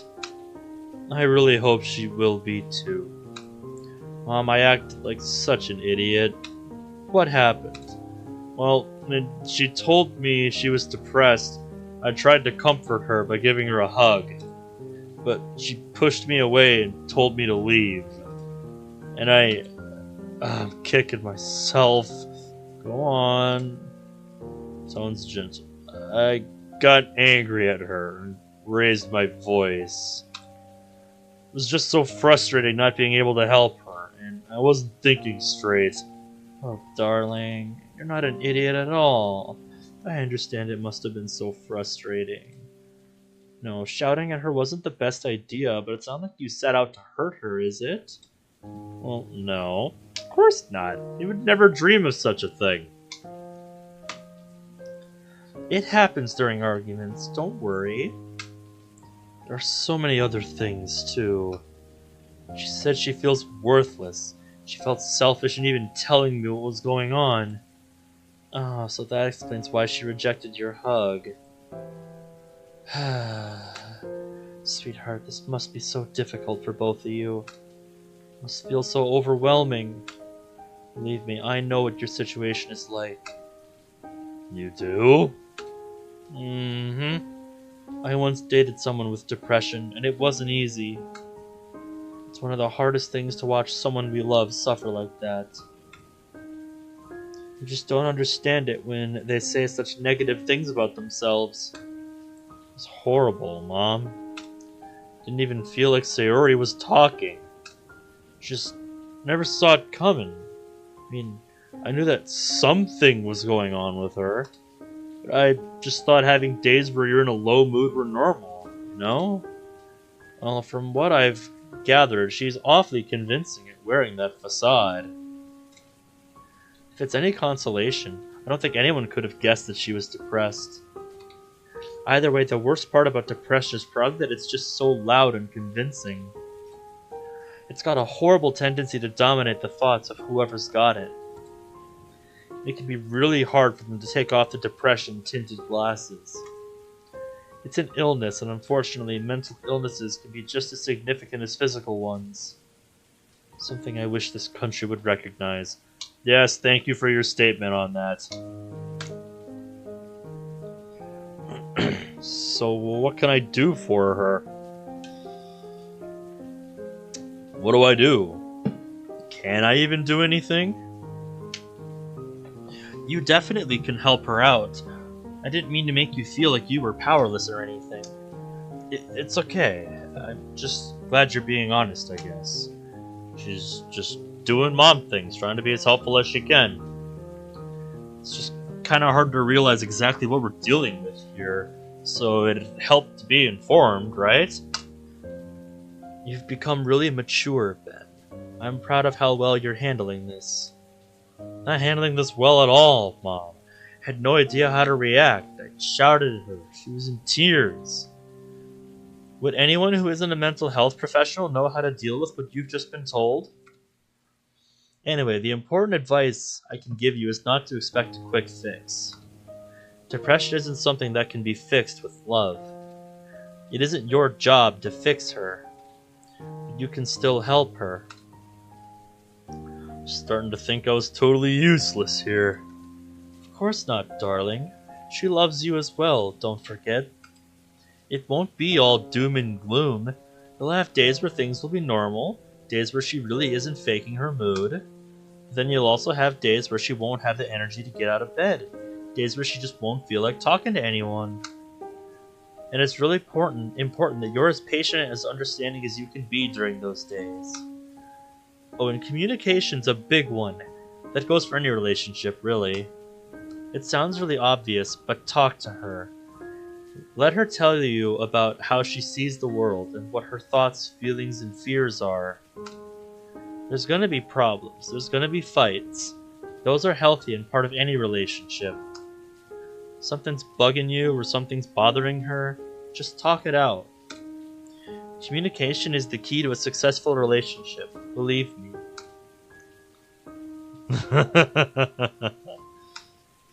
You sound like one of those relationship gurus. It's a mother's job to guide her children, you know?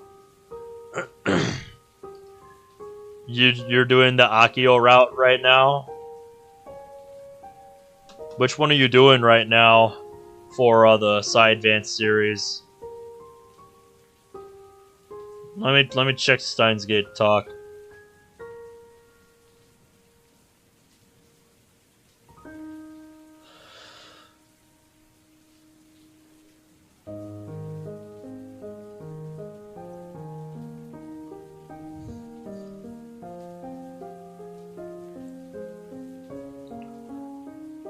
All the merit dash built up with the other routes is going down the drain. Oh, really?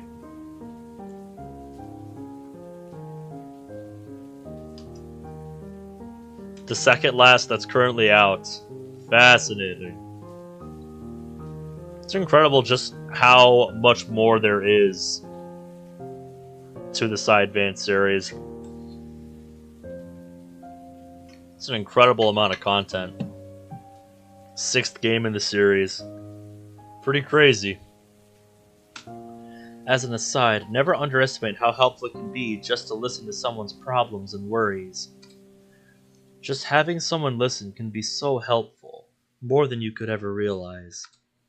Funny you mention that, because I was going to ask if Sayori should see a therapist or a doctor. Yes, I think that'd probably be for the best. Although things like therapy and medication don't always work for everyone. It's tempting to see it as a magical fix, just remember, it'll take time. There's so much more I want to discuss, but unfortunately you caught me at a really bad time. It's times like these in particular that I feel awful for not being around. It'd be really nice to see you, Mom. I'm really hoping I can come visit soon. And for what it's worth, you're much stronger than you realize, and I'm very proud of you. Just remember that, okay? I'll try. Give it a day or two before you talk to her, by the way. I think she'll need a little bit of time to cool off. I'm sure that if you apologize for getting angry and rationally explaining your side of things, she'll come around. She never struck me as a girl who could hold a grudge. Emotions were running high from what I can gather, so she'll understand. And I know it seems really bleak right now, but it'll be okay then. I just know it. You know what they say, time heals all wounds. I really hope so, Mom. Just remember that your support will be just as important as what a doctor or therapist can offer her. You've really got such a big heart. Show her just how big that heart really is. Love you. Love you too, Mom. Thanks. For everything. Anytime. Ring me whenever you need help, okay? And where was the call? Where was the phone ringing sound when we started that call?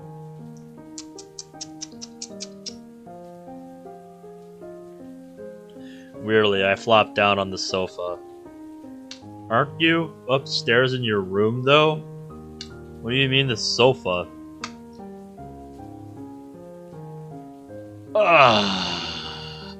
Feels like such a lot happened in a short space of time. I just hope Sayori and I can patch things up.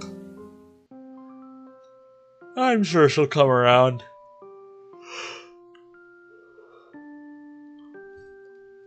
Just gotta give it time.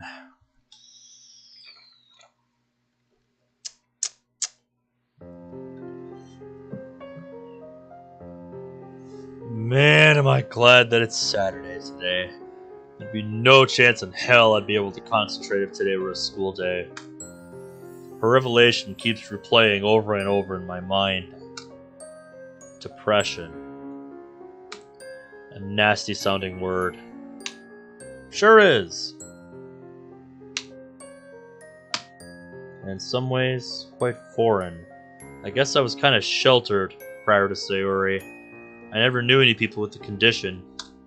Something I was of course aware of, but I'd never paid any real thought to it. I mean, I knew what it was. Psychology has always been at least vaguely interesting to me, but I never really saw a real reason to look into it. Yeah, I can relate with that.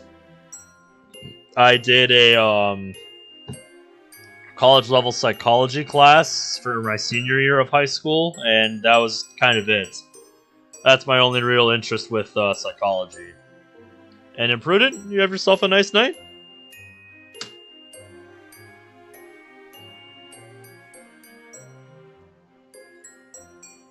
You still with us, Zach?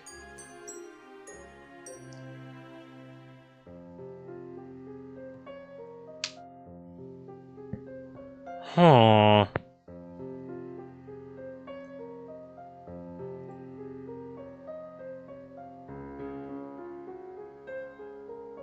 Haven't seen any message.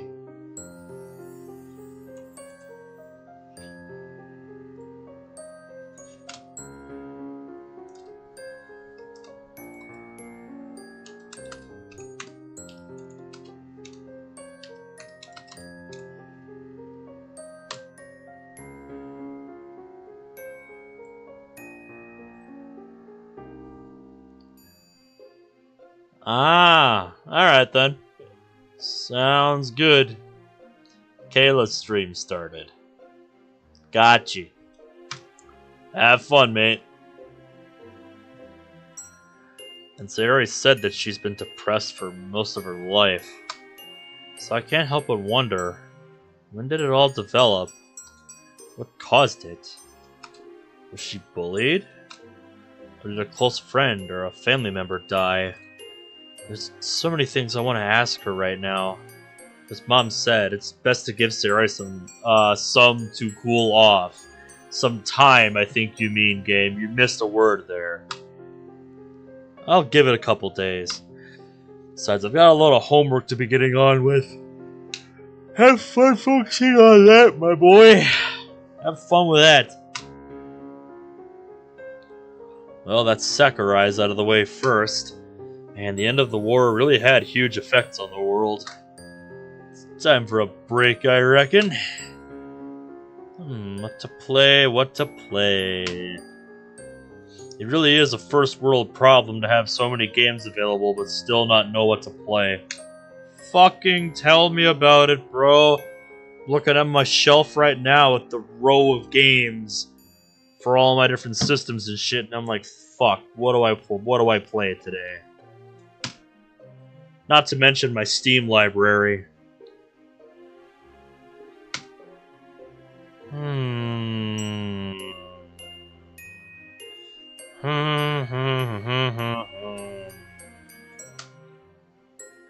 Colorful looking title catches my eye. And not even escapism from video games is doing the trick.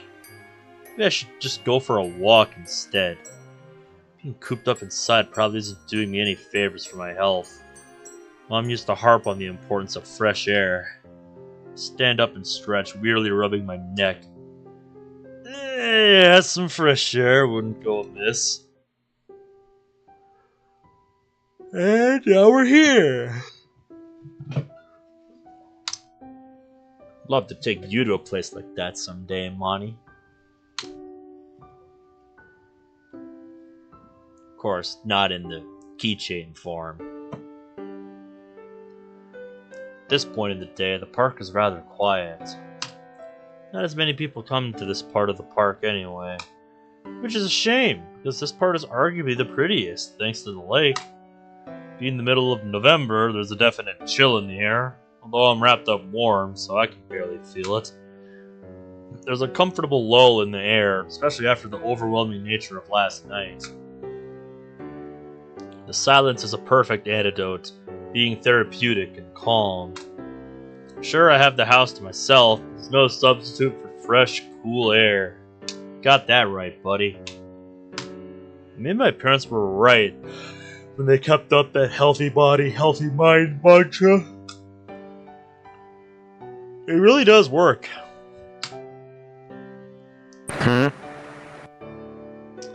Oh. The healthy body, healthy mind mantra from his parents. Yeah, that. Glad to know you're still with us. I was wondering about that a minute ago.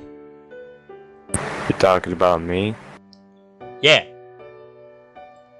Oh, I'm just mindily, watching this on the side on my phone, and then, watching stuff on my console.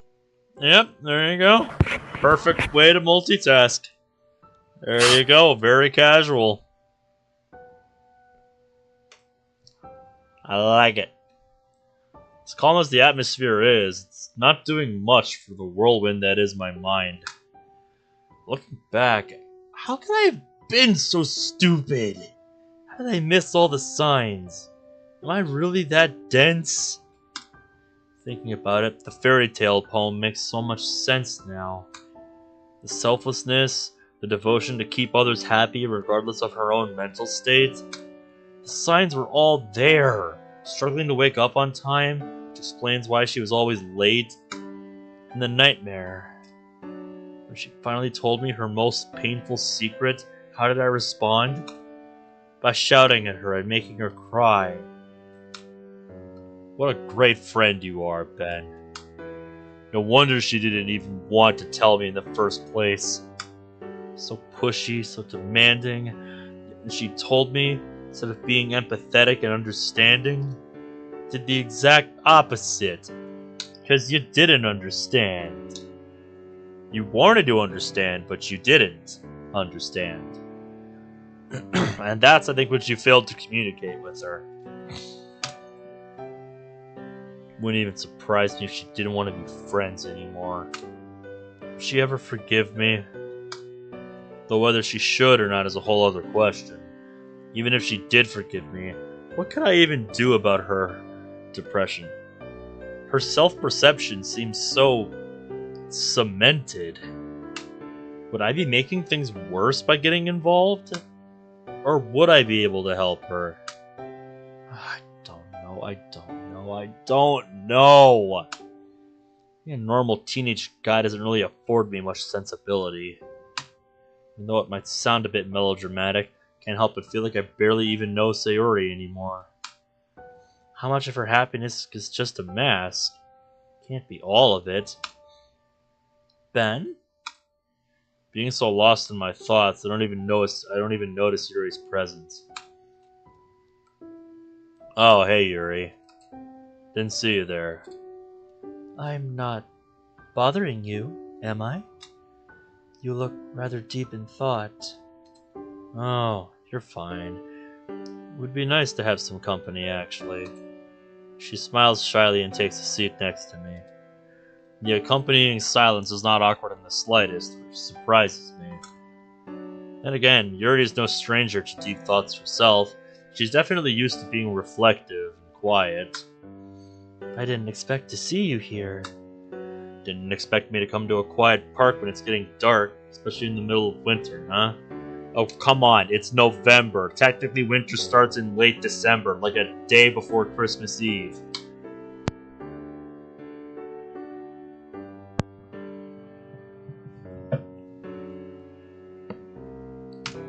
Not really, no. The dark and the cold combined tend to put most people off. If you don't mind me asking, what brings you here? Well, it's a lot on my mind, and I figured some fresh air would do me some good, you know? I see. Perhaps we're more alike than I first imagined. Whenever I'm troubled by something, I always find a quiet period of reflection in the evening that can be really helpful. A quiet period, I think you meant. You're missing a word there. Something about the stillness of the night. It's much easier to think when you're in an environment such as this one. I would have to agree, Yuri. I would have to agree. Yeah, it is. Especially when you're feeling overwhelmed. It helps just to take a step back and breathe. I've actually known this park for as long as I can remember. My parents used to take Sayori and I here all the time. Countless memories throughout the years. That sounds wonderful, Ben. To be able to share such happy times with someone as you both grew up. Although I'm curious, given how much time you two seem to spend with one another, I would have thought Sarah would be with you now.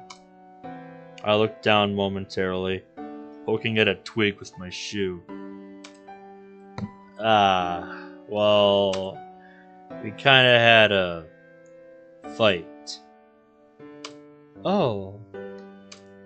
That comes as quite a surprise, given how close you two seem to be. Then again, I suppose it's inevitable that fights occur between people, no matter their dynamics. Yuri starts fiddling with her hair. Not that I mean to pry, but may I ask why you had a fight in the first place? I grimace as I reply. As much as I enjoy talking to Yuri and appreciate her company here, there's no way I can reveal Sayori's secret to her. It's not that I don't want to tell you, and it's nothing personal.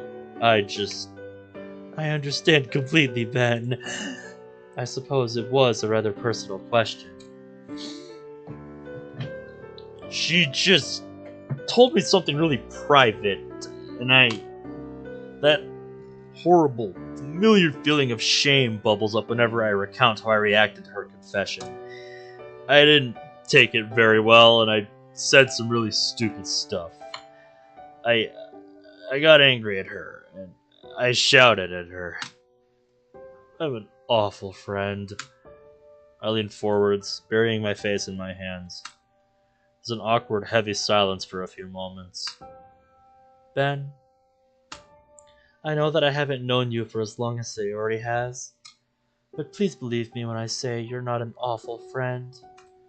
I don't know what was said between you two, but everyone says things they don't mean during arguments, especially when tensions are running high. That's something my parents once told me, and it really is true. If you take my argument with Natsuki back in September, in the heat of the moment I said some rather hurtful things. I didn't actually mean them, and I'm fairly confident that Natsuki feels the same way too. Please don't be too hard on yourself. I can tell that Sayori means a lot to you, and you're ever so patient and kind with her. If I may be bold to say, perhaps you don't realize it, but you do a lot for her. Little things, such as walking to school with her in the mornings and walking her home in the afternoons. Most importantly, whenever she's feeling sad, you really take it upon yourself to find out what's wrong so you can comfort her. We can all see that your care and consideration for her shines like a beacon. Yeah, that's all well and good and all, but I still hurt her really badly. Friends always hurt each other, Ben. It's just an unfortunate reality of being human. From what I gather, she isn't someone who could hold a grudge. You wouldn't be the first person to say that, Yuri.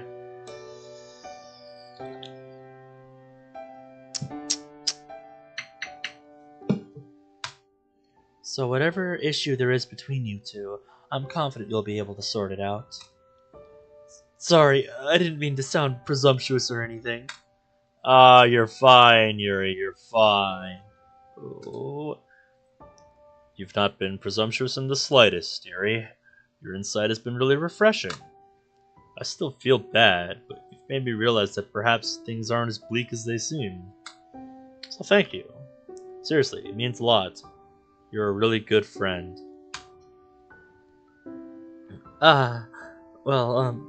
Thank you, Ben. I'm glad I was able to help. I can't help but grin. Yuri's shyness has always been endearing, especially as it clashes against her intelligent, mature outlook oh so much. Anyway, I could ask you the same question. What brings you here? Oh, well... It's okay. You don't have to disclose anything. I won't pry. But just know that if you ever need someone to talk to, I'm here. And so are the rest of us, right? I remember how horrible those people during the festival recital were to you, and I'd hate to think you were suffering in silence or anything like that. Ah, Ben. You truly are too kind. I very much appreciate your words, and I'm very glad that Sayori told you about our club. I know I said it back in September, but I'll say it again. I'm just grateful that you guys accepted me with open arms. You didn't judge me because I wasn't a poet, nor did you ever laugh at how bad my poems were. I know they weren't particularly to your taste, but you still gave me good advice and good feedback. Well, I believe that everyone should be included. No one deserves to be an outcast, irrespective of their hobbies, interests, or their writing ability. I just wish others would be as accepting and inclusive of those with interests that go against the norm. She's nervously picking at her sleeves, almost pulling them up over her hands. Well, for what it's worth, I think your interest in horror and taste in literature and poetry is pretty cool, Yuri. Makes for a nice change of discussion, and gives you interesting stuff to talk about. Like when you discussed Frankenstein's monster with me at lunchtime. I never really gave it much thought, but after you had that talk with me, it helped me realize that we shouldn't just take stuff at face value. Oh! Gotta look for the deeper meaning. Oh, Your poems are amazing. I hope that one day I'll be able to write to your level. That really means a lot. Glad you have such an open mind, Ben. In this day and age, to find a mind so free of prejudice and misconception, it's truly a breath of fresh air. Thank you. Anyway, I don't mean to cut short our discussion, but unfortunately I have a lot of homework to be getting on with. Ah, yeah, me too. Procrastination can only get you so far. Yep, because it will inevitably come back to bite you in the ass. See you later, Yuri. Hope things get better for you. As well as you, Ben. And with a wave, we both depart. A new day. Jesus. Yeah, mod's getting real serious now. Been a very big tonal shift as of late. Better than WAD. Yeah, I still gotta finish that, don't I? Another day at school. So we're just skipping right through Sunday, huh? Monday. I hate Monday. You and Garfield both on that. Oh yeah, that's where I got it from. At least it's mid-November now, so the Christmas break isn't too far off. After finishing my morning route, I head outside, tentatively waiting for Sayori. Yuri's words were helpful, but I was naive to think things would just go back to normal. There's no sign of Sayori, and I feel like texting her's off the table. With a sigh, I make the journey to school alone. Learning about the interwar years should by all means be interesting. Even with Sakurai's enthusiasm and humor injected into the lessons, I still can't find myself enthusiastic about the topics he's discussing. Yeah, he's got other things on his mind. Despite my best efforts to remain occupied over the weekend, the worry I have for Sayori was always there, lurking at the back of my mind. I hate this silence. Not being able to talk to someone you really want to talk to is crushing. It's the worst. Ben? I don't suppose you'd be able to answer that question. Do it!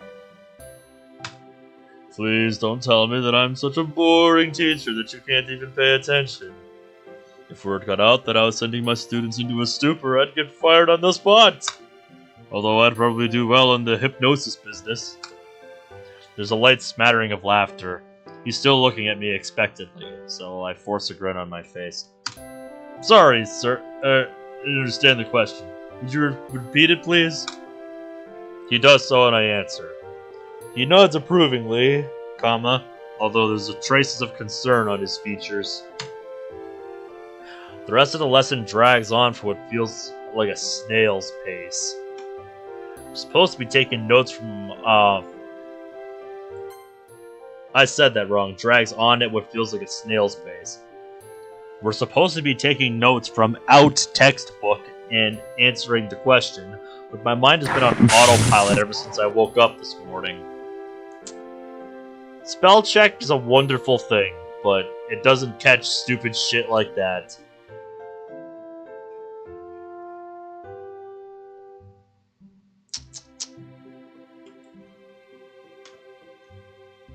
By all accounts, the progress I've made has been pretty mediocre.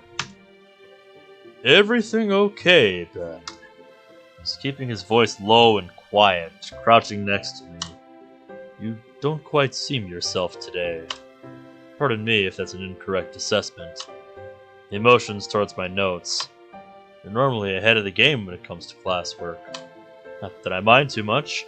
Everyone's allowed to slack now and again, right? I barely respond. Yeah, I'm good, sir. Sorry, just had a long weekend. Might as well attempt to stab at humor. Welcome back, Anthony. You missed a pretty big bombshell story-wise if you're not familiar with the mod. So, yeah, he's kind of been all doom and gloom this weekend. So, our boy's not exactly feeling himself. Nah. And by long weekend, no, I don't mean staying up late and playing video games. That's a shame. These kind of weekends are the best ones. Anyway, just do your best for now. You've got a good grasp on the topic, so don't worry about it too much for now. Just make sure you know the material for the December exams. Understood, sir. Thank you. Suspecting some kind of stern telling off about my lack of progress. Bell's about to ring, everyone. We'll call it there.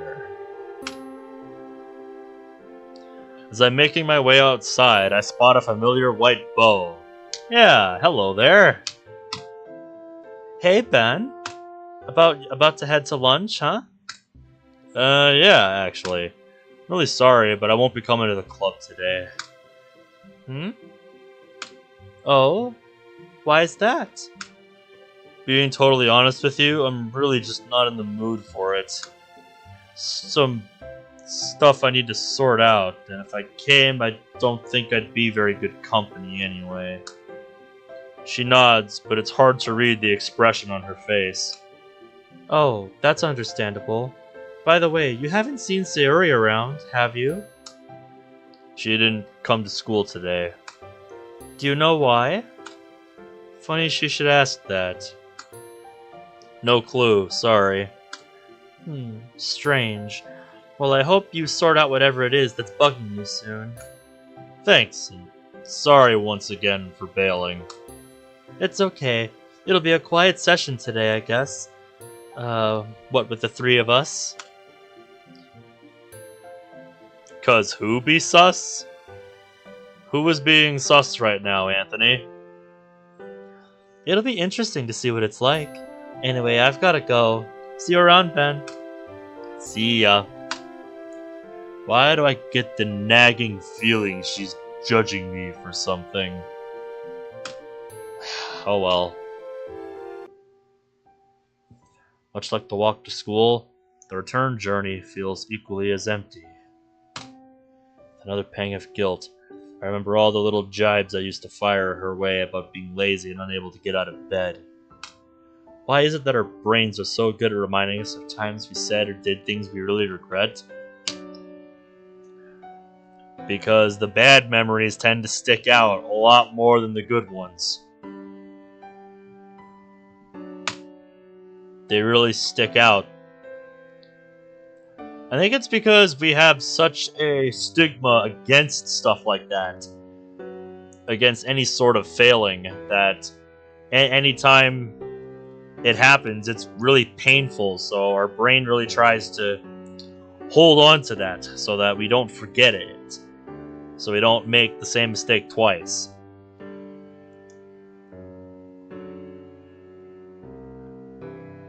Easier said than done, of course. A tiny voice of reason within me tells me that I had no way of knowing why she struggled to get up on time. I mean, it's not like I set out to hurt her with my jokes. No!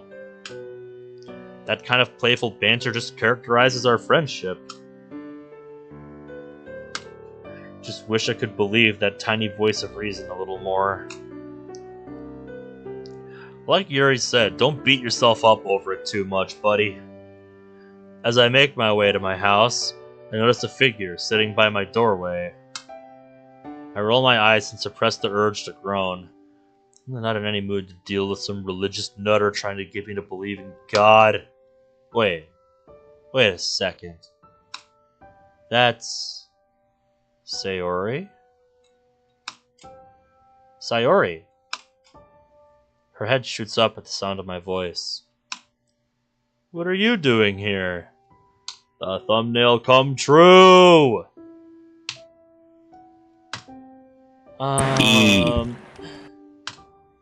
The sight in front of me is utterly unexpected. Neither of us know what to say. the aftermath of our previous encounter still lingering in the air. Can I come in? Yeah, sure. Thanks. After dumping my school stuff down, I turned to face her. The awkwardness does not dissipate. There's so much I want to say, but I don't even know where to start. I'm really sorry, Ben. Tears immediately fill Sayori's eyes. The powerful desire to embrace her hits me once more. Really shouldn't have kicked you out like that. I've been so horrible to you, keeping you in the dark. I was just so scared, and the whole thing's so confusing. No, Sayori, if anything, it's me who should be apologizing. I'm sorry for being so pushy, for shouting at you, for being such a lousy friend. I've been regretting how I acted on Friday ever since. Please don't hate me. Sayori tumbles into my arms, sobbing without restraint. I could never hate you, silly. You're my best friend. So scared that our fight that I pushed you away. I can feel my heart break as she sobs and clings to me. Instinctively, I wrap my arms around her and hold her close. Sayori, you're so silly sometimes. You know that? You could never push me away. I'm your best friend. Although, recently I've been wondering if I deserve to be. Huh? Why? I shouted at you, I made you cry. A few of my own tears have started to leak. Concern etched all over her face. She leans forward and carefully brushes one of them away. It's the last thing I wanted to do, and I hate myself for it. It's okay. Looking back, I really can't blame you. It must have been so frustrating from your perspective. Just want things to go back to normal. Please, can we just put all this behind us? It's like a huge weight has been lifted off my shoulders, just hearing those words. Of course we can. And here was me thinking you didn't want to be friends anymore. I could never stay mad at you, Ben. You mean too much to me. Can we agree that we're both a bunch of clowns and we're as bad as each other? Sayori gives a watery smile. She clings to me a little harder. That sounds fair. Oh, to hear that laugh again. It's what love feels like. I'll always be here for you, okay? Even though I can be a dense idiot at the best of times. That'll never change. She looks up, her eyes swimming with tears. Even with tear marks all down her face and tousled hair, she still looks absolutely beautiful. You really mean that? I gently thumb away one of her tears. Of course I do.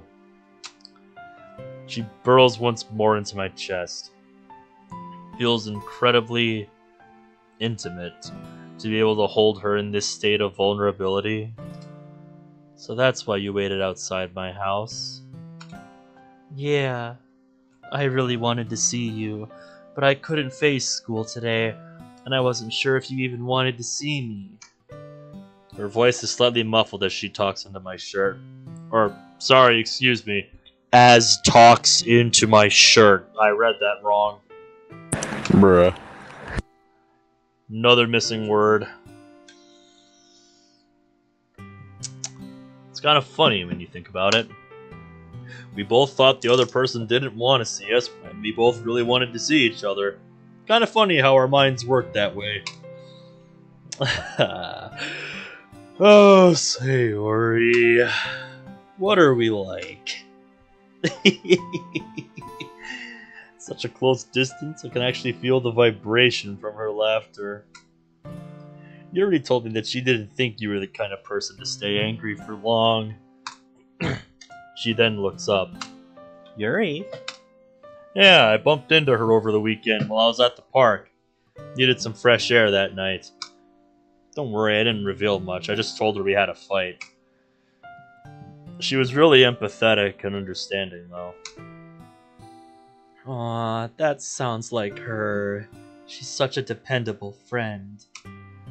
Anyway, I guess she's right. I hate conflict, and I don't like staying angry at people. You and me can relate on that, Sayori. I always do my best to try and avoid conflict. I just don't like dealing with it. Unless it's of the gamey variety. Well, that's super convenient for an idiot like me, isn't it? I was gonna try and find you earlier, but I thought I should give it a little bit of time first. Ah, well, at least we're here now. I'm so glad you came to find me. And I'm super glad we made up.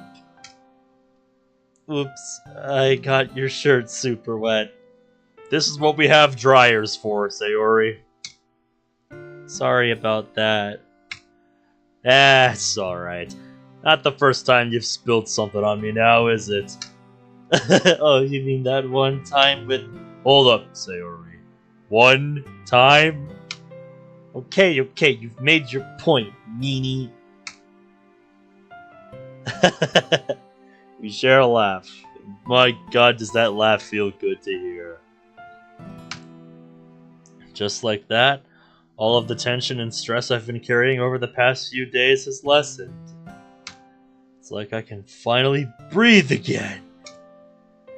Anyway, look, Sayori, I had some time to think about what you said on Friday. I'll be honest with you, I don't understand depression at all, and I can't imagine what you're going through. Finally, the truth floweth forth. But what I do know is that I'll do my best to be there for you, even if it's just as a friend. I know you said you liked me too, but you weren't sure about your feelings yet. So we can go whatever pace you want to go at. If you even want to go at all. It's really frustrating because I do like you, Ben. I really do. I just... She bites her lip anxiously. I'd hate to drag you down. To get you involved with my mess. I know you see it like that, Sayori, but I see it very differently. No one is forcing me to make this decision. I'm choosing to get involved because I want to. Because I like you. And I don't see you as a burden at all. Think of all the times where you've helped me feel better, or the other girls in the club. You're so good at keeping everyone's spirits high, breaking up fights, restoring the peace. Would it really be so wrong for me to give something back to you? I know you don't see it, but to me, you're worth an awful lot, and I care about you so much. Ben, there are so many other things, other people out there who are more worthy of your time. None of those other people are you, though. No one else on this planet could ever replace you. I grew up with you, Sayori. You're my best friend for a reason. All the happy memories we've shared, all the jokes, the stories, the adventures. I share them with you, and only you. You're such a big reason why my childhood was so happy. Really? Of course! We used to see each other like every day! Parents used to say we were inseparable. Here we are now, even after years apart, to get along like nothing even happened.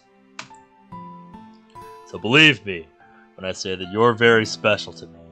You've got a heart of gold, whether you can see it or not. Oh, Ben.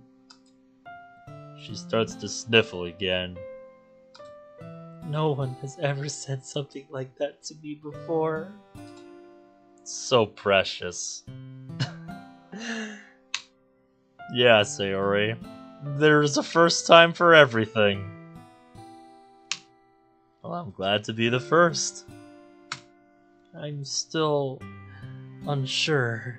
It's really confusing, but your hugs are really comforting. They make me feel like everything might be okay, just for a few moments. I know what you want me to say, but I don't know. I still feel like I'm being selfish.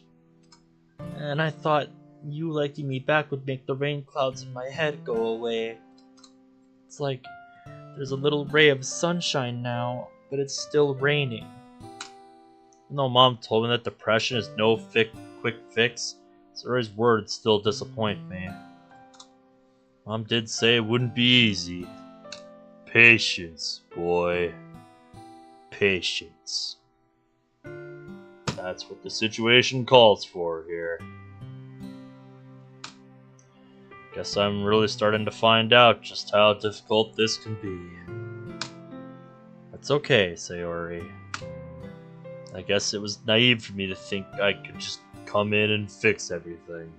Yep, that's not how that works. That's not how any of this works. That would be nice, though. I guess we could just start by taking everything really slowly. Could we not jump into going on official dates or telling everyone we're together just yet? Of course. Whatever pace you want to go with. Like I said. I'm not making the wrong choice, though, am I? Just please tell me if I'm being a burden, and I won't hold it against you if you didn't want to be with me anymore. You don't have to worry about that at all. Trust me. Although, as much as I like you, I don't want you going through with this just because it's what I want. No, I kinda want it to. Kinda?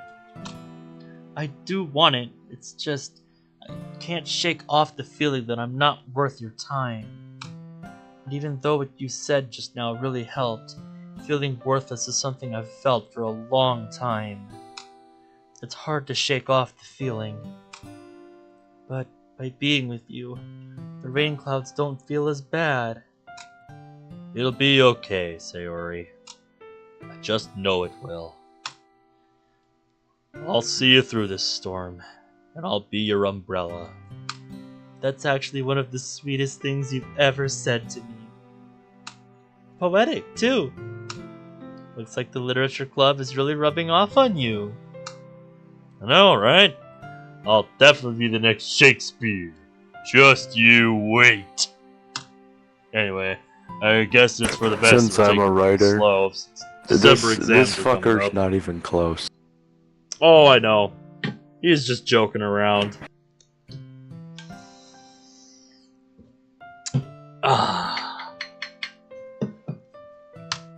As much as I don't really want to, we should probably both be focusing on those.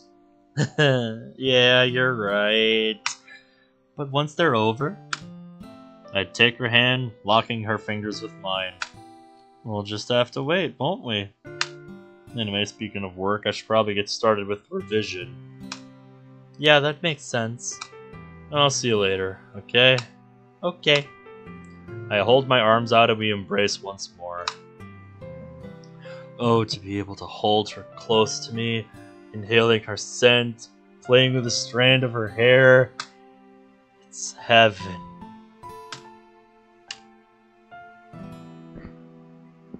Someday, Moni. Someday. Boy. What? She was fucking blushing. Before I could stop myself, I plant a soft kiss on her forehead and break free, closing the door before my mind catches up to my lips. I swear I can hear a soft giggle as she closes the door behind her. Very nice.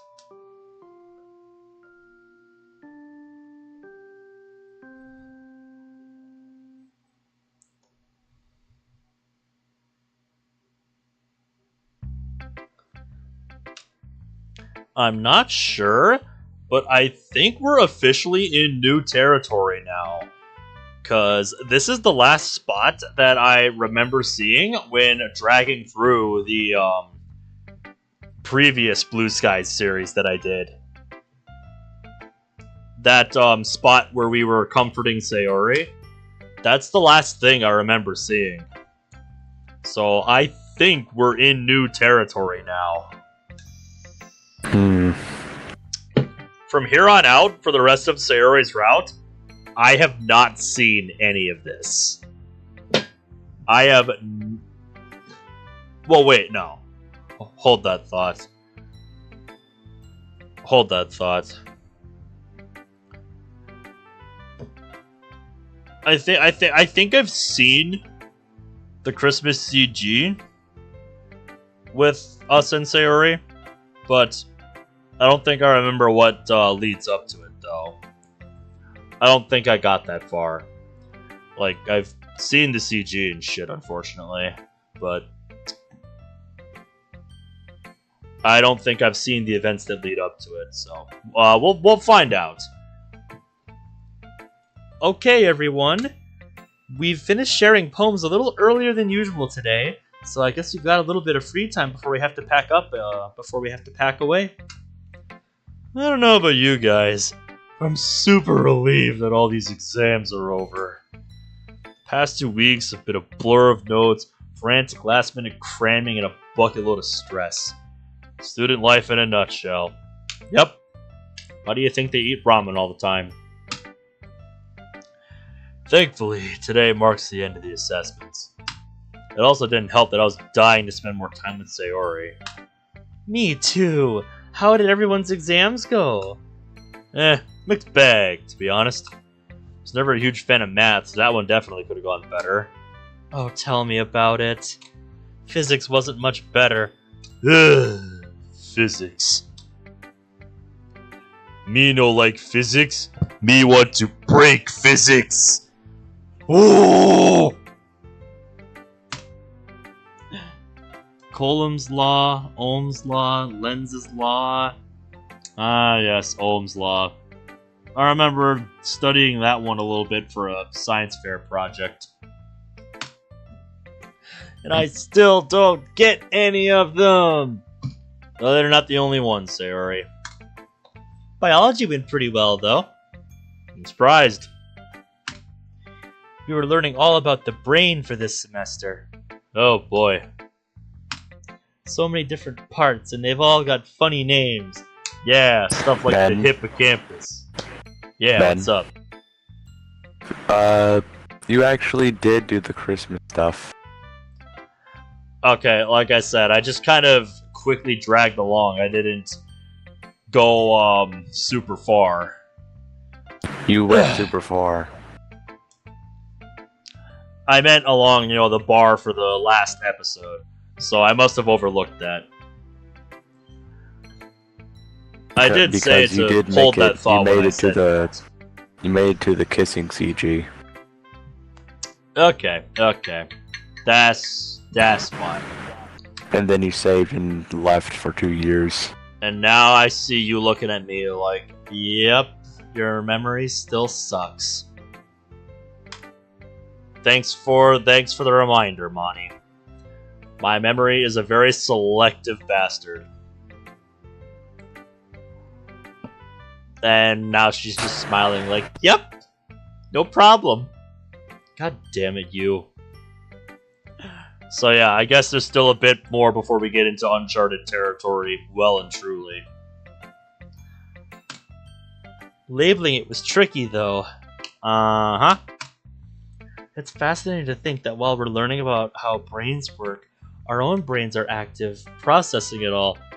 Yeah, that's some Inception level shit. The brain is learning about itself. Because we've studied it.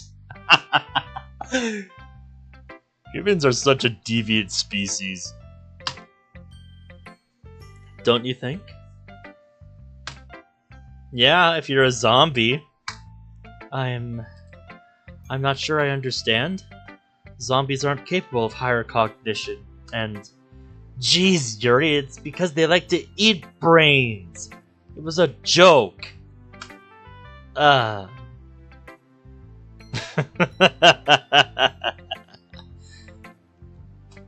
I really do wonder how that came about anyway. The whole zombie want brains thing. Like, I really do wonder about that.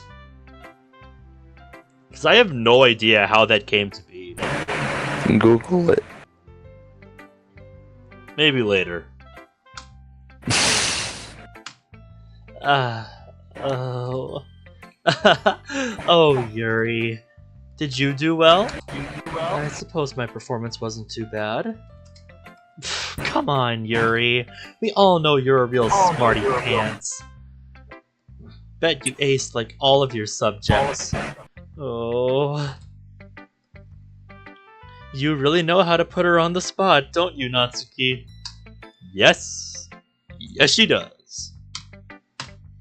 Anyway, to answer your question, Ben, I'm definitely with you.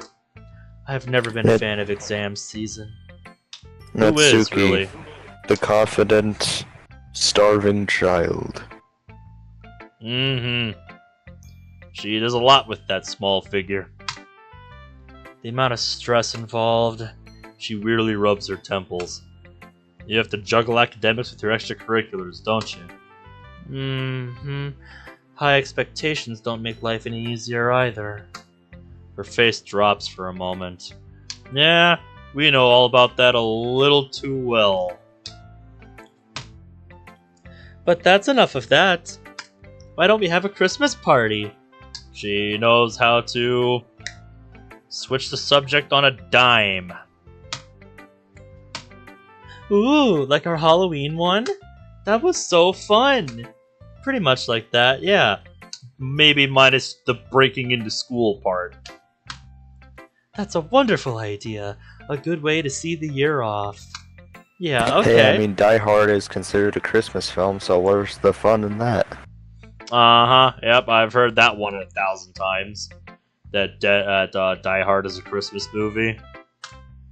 Can't see why not. Yeah! Well, that's a pretty unanimous vote to me. You can host it around mine, by the way. I motion towards Monica and Yuri. As I imagine you model students wouldn't want to break into school twice. You'd be correct. Her stern visage betrays no humor. Looks like my joke didn't quite go to plan. Shit! Abort! Abort! Plan B! Execute! Anyway, now that we've got all of that sorted, she quickly checks the clock. I'm gonna have to get going, so now's a good time to call the session here. I'll see you guys at the party. Let's make a move, Sayori. Okay. I'll see you guys later. With a wave, we all pack up and go our separate ways.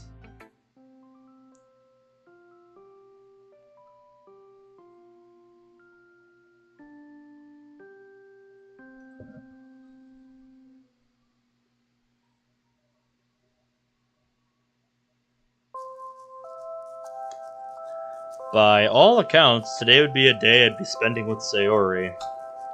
After our club meeting, though, she texted everyone suggesting a Secret Santa idea, where we all buy each other presents. Funnily enough, I ended up with her as my Santa, which put a damper on things. I was looking forward to Christmas shopping with her. As I didn't fancy going alone, I decided to message Yuri and see if she wanted to come with me. As I wasn't Yuri's Santa, she agreed, although in typical Yuri fashion, she was quite surprised that I wanted to go shopping with her. Some things never change. Ah, now it's starting to look like December. It's kind of funny how I recognize those part effects. Yep. Kind of funny how the snow effects in-game resemble the ones on my wallpaper so much. Yeah, but here's the thing. I know that. The ones on my wallpaper, I think, code. are a tiny bit more detailed, though. But yeah, you know them for a different reason. You little developer, you. I even made my own particle pack with like 3 different particle effects. Yeah. Awesome job on that, by the way. Gracias. I plan on doing more in the future. De nada. I look forward to it. So, any idea of what to get Monica? I have some ideas, but nothing I'm truly certain on. Part of the downside of shopping for someone is that when you don't know them well, you can never be sure what they want. Yep, as previously discussed. If it's any consolation, I don't really know what to get Sayori either. Truth be told, I've never been that great with presents. Maybe, a new bow? Or some new clothes? The new bow is always the first option for Sayori. Uh-huh.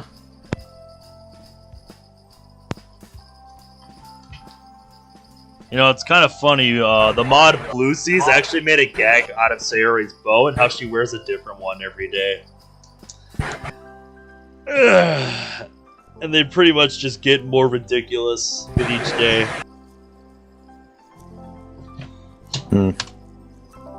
Never really talked to Sayori about her fashion sense. Well, we have the entire day ahead of us, Ben. It would be sensible to look at the recipient's hobbies and go from there, wouldn't you think? Hopefully we'll be able to find something. Oh. It's accumulating a little more here, it seems. At this time of the year, the streets are very busy. Seems like half of the whole town decided to do their Christmas shopping today. That does tend to be the case around December. I would know, working 5 years of retail. Yes, many people very much do wait until the last minute to do their Christmas shopping. And then they act surprised when the thing that they were looking for isn't available. It's like, what did you think was gonna happen? You're the one that waited this long. Bruh. Very much is a big bruh moment. Or, you know the one where I had like bruh. Yep, I know that one. That's not how it's. I say it differently. That's a reference to Technoblade. Whenever he does something weird, or whenever someone says something weird, it's bruh. It's like a song. It's like a little vibration. It always did throughout. sound a little melodic when you said it, so I guess it makes sense. Yeah, I guess it makes sense now. And the constant fiddling of her hair and the nervous look in her eyes, it's clear that Yuri isn't a fan of crowds. She's standing quite close to me, her eyes bouncing around whenever someone passes close to her. You know, I've had an idea. Oh? Well, Monica plays the piano, right? So I'd imagine she'd be into music. Yeah, not an unreasonable assumption. Have you ever spoken to her about what kind of bands she likes? Any musicians in particular? If this was me, I'd just get her a Bo Burnham album. Ha! There you go. I'm writing that down. I'm writing that fucking shit down. Write that down. Write that down! Yes, we've had discussions about her musical preferences before. While our tastes aren't exactly aligned completely, we both tend to appreciate music with thoughtful lyrics. Hey! Represent, Yuri! Let's go! I feel that. I feel that so much. I tend to overanalyze lyrics even if they don't really have much meaning, because I try to find some in it anyway. That's just how my brain works.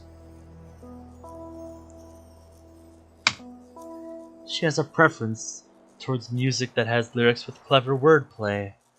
Ah, depends for me. If I recall correctly, she wasn't much of a rap fan, although she's begun to appreciate the thought and effort that goes into rapping. Oh, yeah? In the words of Eminem, you can try to read these lyrics off of this paper before I lay 'em, but you don't get these words out these balls before I say 'em. Yep, you would know much better than me.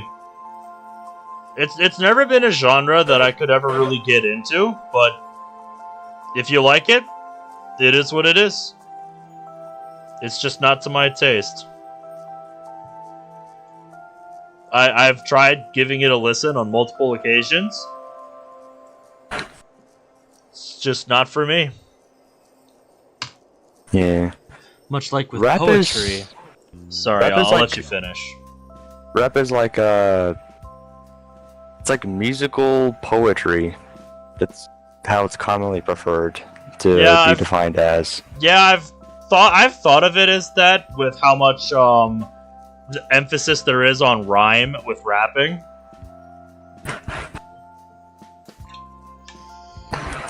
Because if you look at it, Eminem, he basically just writes poems and then rewords it and then makes it a rhythm. Yeah, exactly. It's kind of, it's kind of taking poetry to, a different level, elevating it to, another art form. Yep. If that makes sense. He's kind of one of the best rappers in the world. Yeah, I mean, he certainly has the reason. following and the success to back it up, so he's clearly doing something right. I mean, shit, dude, the dude got one of his songs featured in fucking Black Ops 1. Yep. Wait, which one was that? The song. Won't Back Down, I think, is the one. Won't Back Down? I think that's the name. I might be wrong about that, but give me a lyric. In the map 5, it's the Easter egg song. Give me a lyric if you can remember right. Here, let me just pull it up on YouTube quick. Yeah, that's the name of the song, Eminem, Won't Back Down. Okay. Because I thought it was like either Won't Back Down or Not Afraid. I thought you were trying to get, believe like, me, I know towards Not Afraid because my brother used to blast that shit all the time. So even though, I don't really listen to it, I know quite a bit of or the to lyrics. like Collapse. Yeah, here. I pull it up. I pull it up on stream here. Alright, hold up. There it is. I told you I wasn't copyright. joking. I'm not playing it. I'm just showing you. Like, I'm just showing you. I wasn't joking about that. They actually did that in Black Ops 1. This dope. Yeah, Black Ops 1, the early Black Ops games did some pretty cool collaborations. Nowadays, Because they had that one for the map 5, and then for the maps Call of the Dead and Moon, they got a couple of songs from Avenged Sevenfold in there. One being the main map Easter egg for Call of the Dead, and one being a secret song that you can access. And then they also brought back Avenged Sevenfold to do more music for Black Ops 2. Mm. They did the credits theme for the campaign, and they did the intro song for the map Origins. So, yeah. There's some really cool collaborations there with the music that they've done. And nowadays, Call of Duty brings in Snoop Dogg and Tim the Tatman. I mean, shit, they were bringing in people like him as early as Call of Duty Ghosts with the fucking weed pack. So, yeah, if you want to get technical, they've been doing that for a long time. It's nothing new to me. Bruh. And yeah, Cerberus, I'd have to agree with you. Yuri with long coat looks fantastic. I'm glad you got out early from work. We're getting closer and closer to the point where we left off with Blue Skies in the first playthrough, actually. Nah. Yuri just got us talking about music here. You know, Cerberus, this actually looks like a pretty nice screensaver. Oh hell yeah. Mm-hmm. With her, with Yuri smiling. Yeah. It'd be even better with a calm smile on her face and the closed eyes like that. Wallpaper engine this shit. Don't give me ideas. I can take it. It's easy. Oh yeah, it's not hard at all. I mean, a dunce like me that, never used wallpaper engine in their life was able to put together some shit like that in just a few hours of fiddling around with it. I've never even touched wallpaper engine. I can see how this is done. Oh yeah, I'm sure you can. Because I've touched this code before. It's nothing hard. Yeah. Like I said, I was able to figure it out just by fiddling around with it. And I mean, shit. I've already got 2 wallpapers like that on both my monitors. One was one that somebody else made, and one was just one I made while fiddling around with it with one of my many Stable Diffusion Monica things. I really should fiddle around with that more and use one of the much more recent ones that I've made since then. Although that being said, I haven't touched that program for quite a while. Probably because with the latest, what is it? The latest Laura I started messing around with, I fell asleep with the thing running and it drummed up way more fucking things than I could ever possibly know what to do with. So I kind of shot myself in the foot there. Yeah, dude, I haven't touched this thing in almost a month because there's too many.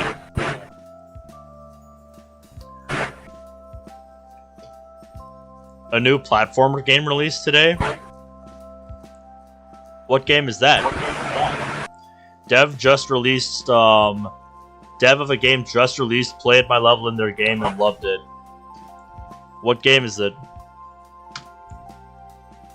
But yeah, we kind of got sidetracked here because Yuri got us talking about music and lyrics and stuff. Airborne, huh? What's the similar game to Geometry Dash? I see. Ooh, what sets it apart?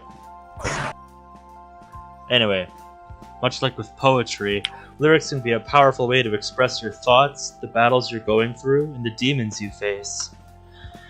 The effect of music can be incredible, not just on the listener, but the artists themselves. Take the famous singer. Let me try that again. Take the famous singer, Freddie Mercury. Outside of the band he was in, he was shy and actually rather introverted. What? Really? Yep. Cube hangs out longer in the air, almost like it's floating in space, allowing for more time to move in midair. Fascinating. I've always seen him as really flamboyant and confident. When he was on stage, it was like he owned the whole room. Ah, but you see, that was only while he was on stage. As a performer, he was of course as bold, confident, and rambunctious as you may think. Yep, that's because he's putting on a show. That's just what you do. Oh yes, there it is. There it is, the perfect wallpaper spot. There it is. There it is, the perfect wallpaper spot.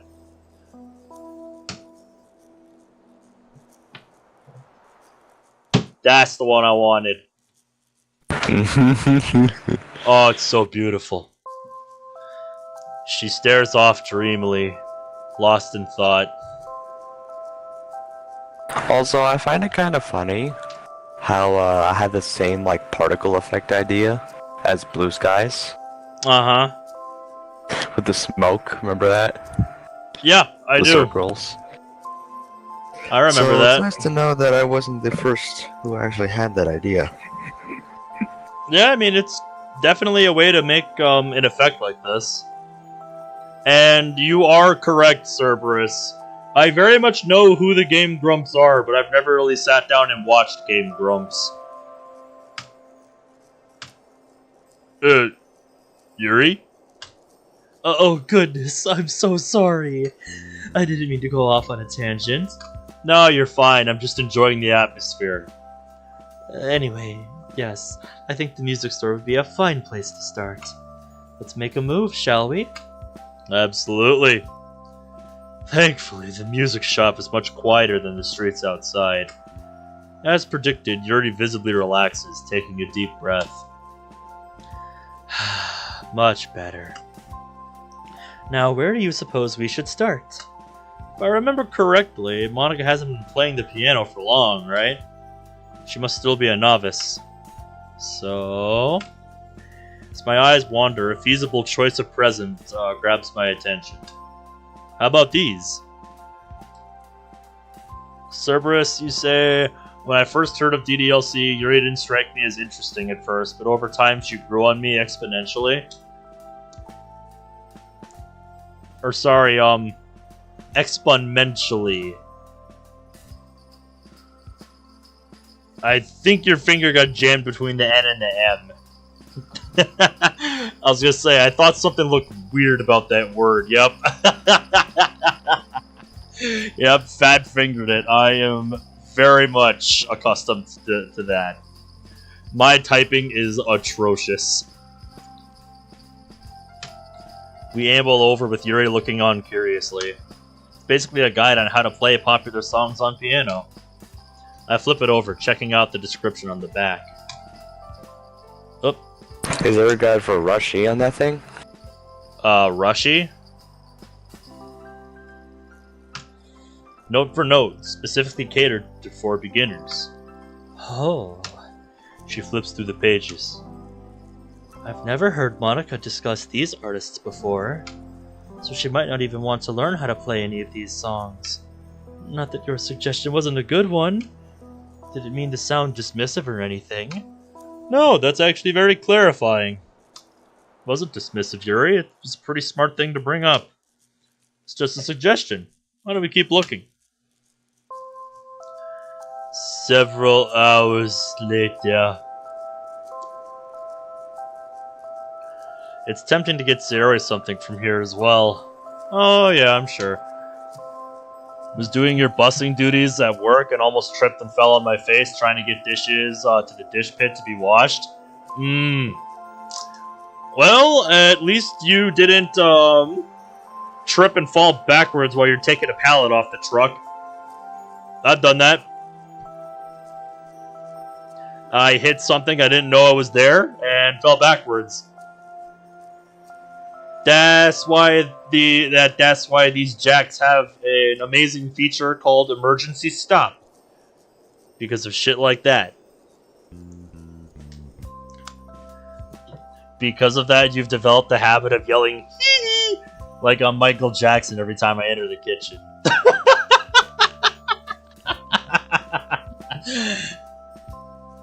The fucking I'm cool, I guess, Michael Jackson obsessed guy would be proud of you in our server.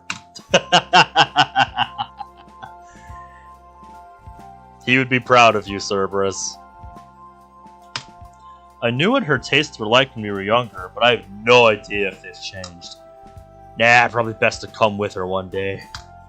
I remember Monica was talking about this song.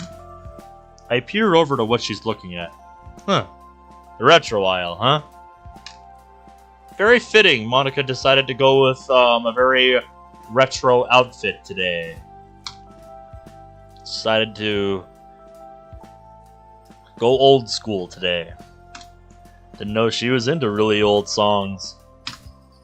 If I remember correctly, this appealed to her more so from a metaphorical perspective. What's more is that the song is actually a story in itself.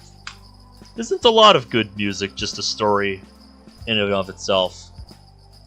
Initially describing a castaway lost at sea, slowly losing all hope after admitting it's been years since he wrote his SOS message. It then describes how he resigns himself to his fate, accepting that he's alone, cut off from the real world, with no one to save him despite his efforts.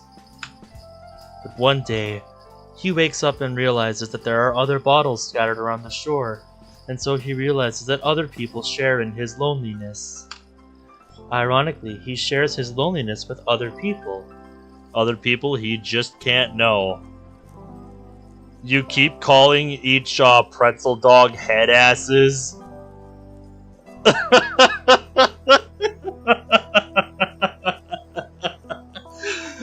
I am not even sure how I should respond to that. And I think somebody is just amused over here.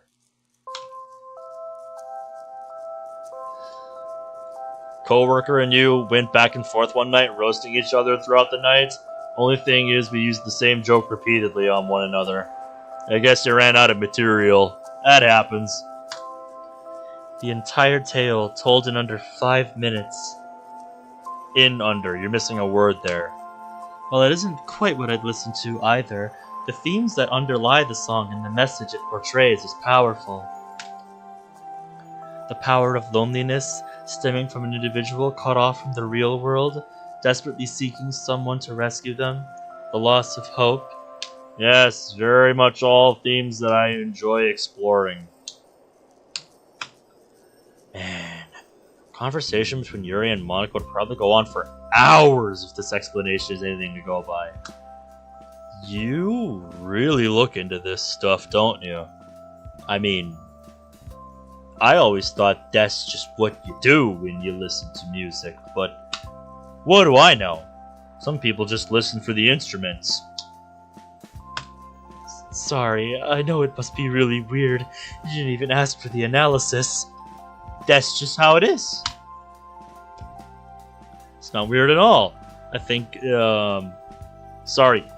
I think it's really cool how you don't take a song at face value. Nor should you. Even with lyrics, you find all the metaphors and hidden meanings. Because they're right there for you to find. Just have to open up your ears and listen. So you're missing an I. It's not something I really do myself, but if it's something you enjoy, more power to you, right? Really? Really. Be ashamed of who you are, Yuri. You've got your interests, and that's great. I'll admit we're different in that sense, but I'd never look down on you for being more analytical. I can bet with how analytical she is. You probably know where I'm going with this, but she would be a strong chess player. Besides, it probably helps you in school. Oh, yes. Anyway, did you want to get the vinyl for this song, or... Oh, well... I don't know if she has a vinyl player. There wouldn't be much point if she doesn't have one.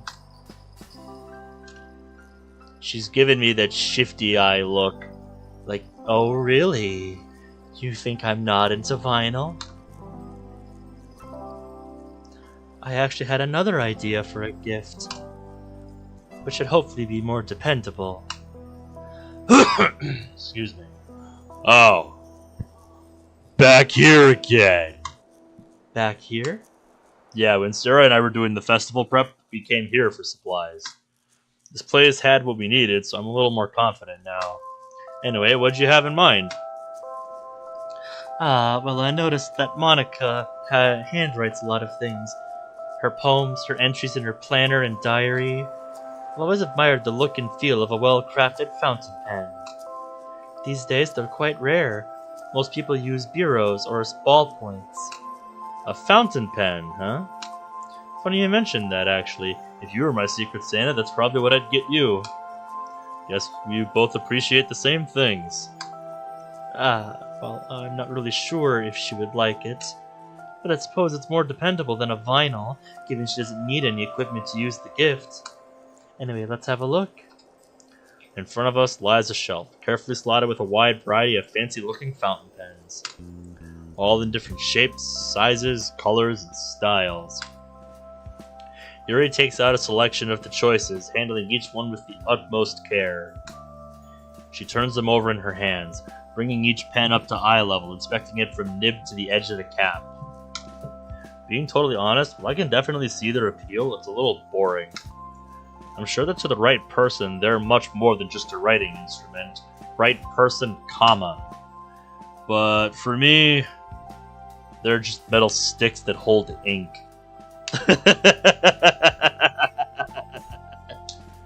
torn between making more levels in Airborne or playing customs in Portal 2? Well, if you do, doing Portal stuff, have fun. Either way, I think it'll be a good time for you.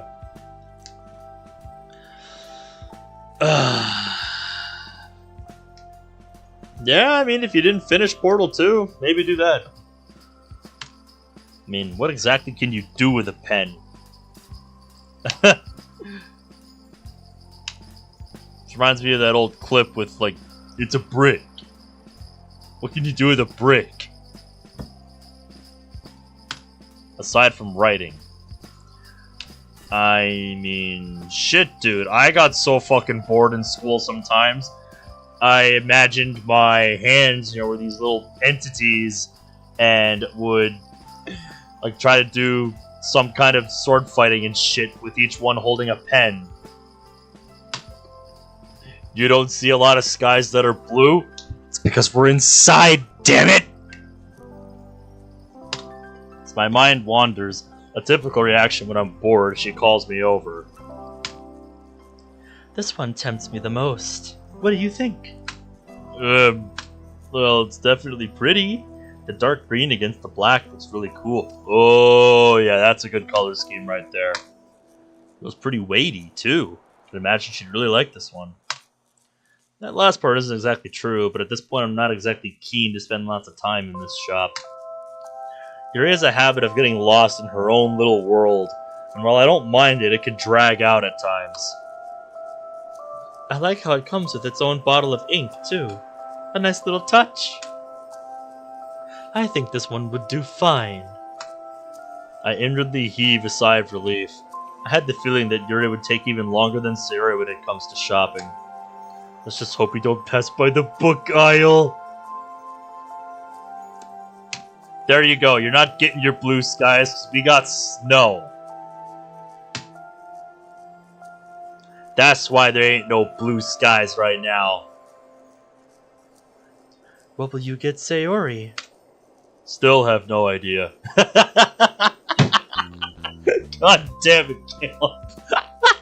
God damn it.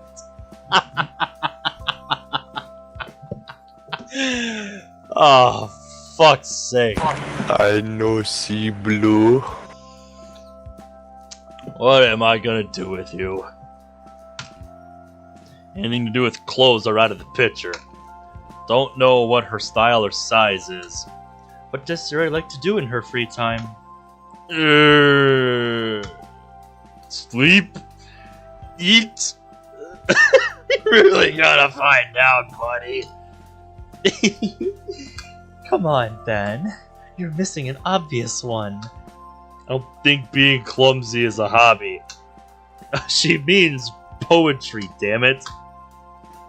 Thank you! Thank you, Yuri. Come on. Come on. It's not that hard. Poetry! He's face-palming himself right now.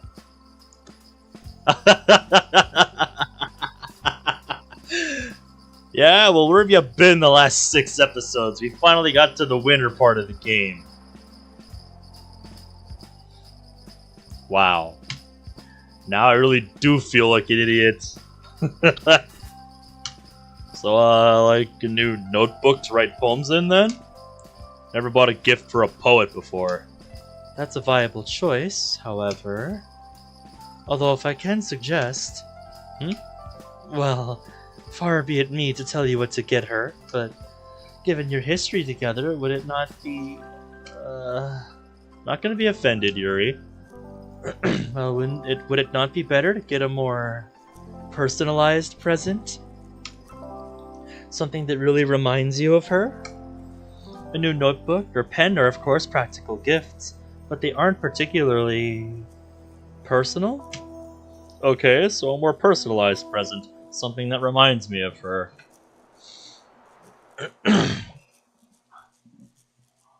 Oh, that's what you were doing. Yeah, pardon me, I should have realized that. My mistake. My mistake. Fucking hell, dude. Ugh.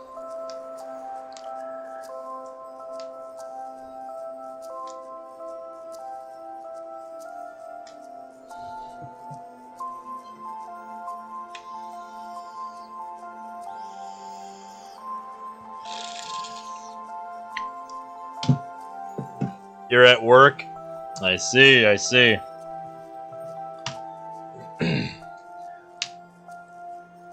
Oh, hopefully things have slowed down since we're past New Year's at this point. Things have more or less gone back to normal for work where I'm at.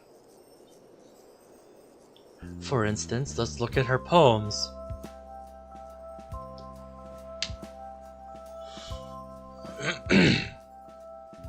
Your colleagues don't do shit? Yes. I know that a little too well.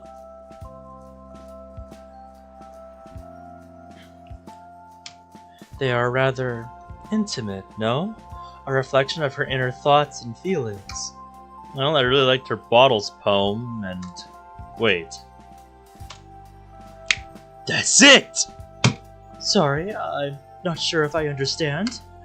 You could buy little bottles that are illuminated by lights, right? If I get a few, all with different color lights, they can be metaphors for the happy thoughts she has. Yuri's eyes light up. Ah, that's such a wonderful idea, Ben. Not only is it very thoughtful, but it's a wonderful homage to one of her best poems. I guarantee you that she would love it. Really surprised myself, don't I? Yeah, sometimes we surprise ourselves. Where would you get such a gift from, though? Time to go hunting for the knick-knack stores. You can order them from the internet. He's just gonna go to Amazon. Of course he is. Tell you what, actually. You want to wrap your present for Monica at my place? You can order Sayori's gift and help you out with that. Are you sure? I've already taken up a lot of your time, and I'd hate to... It's Christmas, Yuri. Well, give or take a few days. Just come on. If you're sure...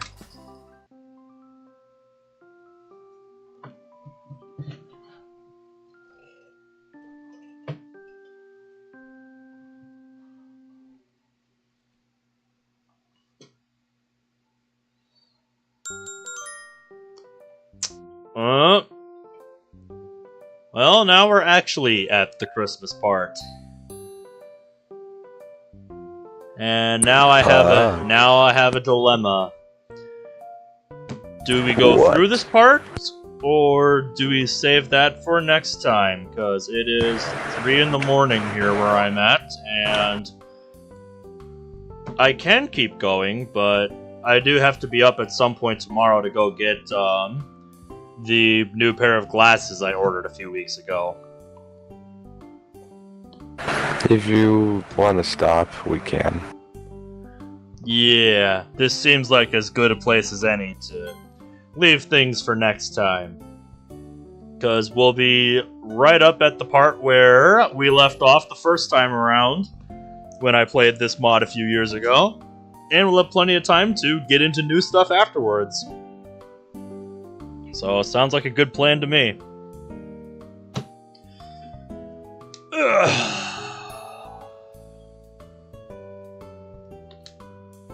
To think we're almost back up to where we were from the first playthrough.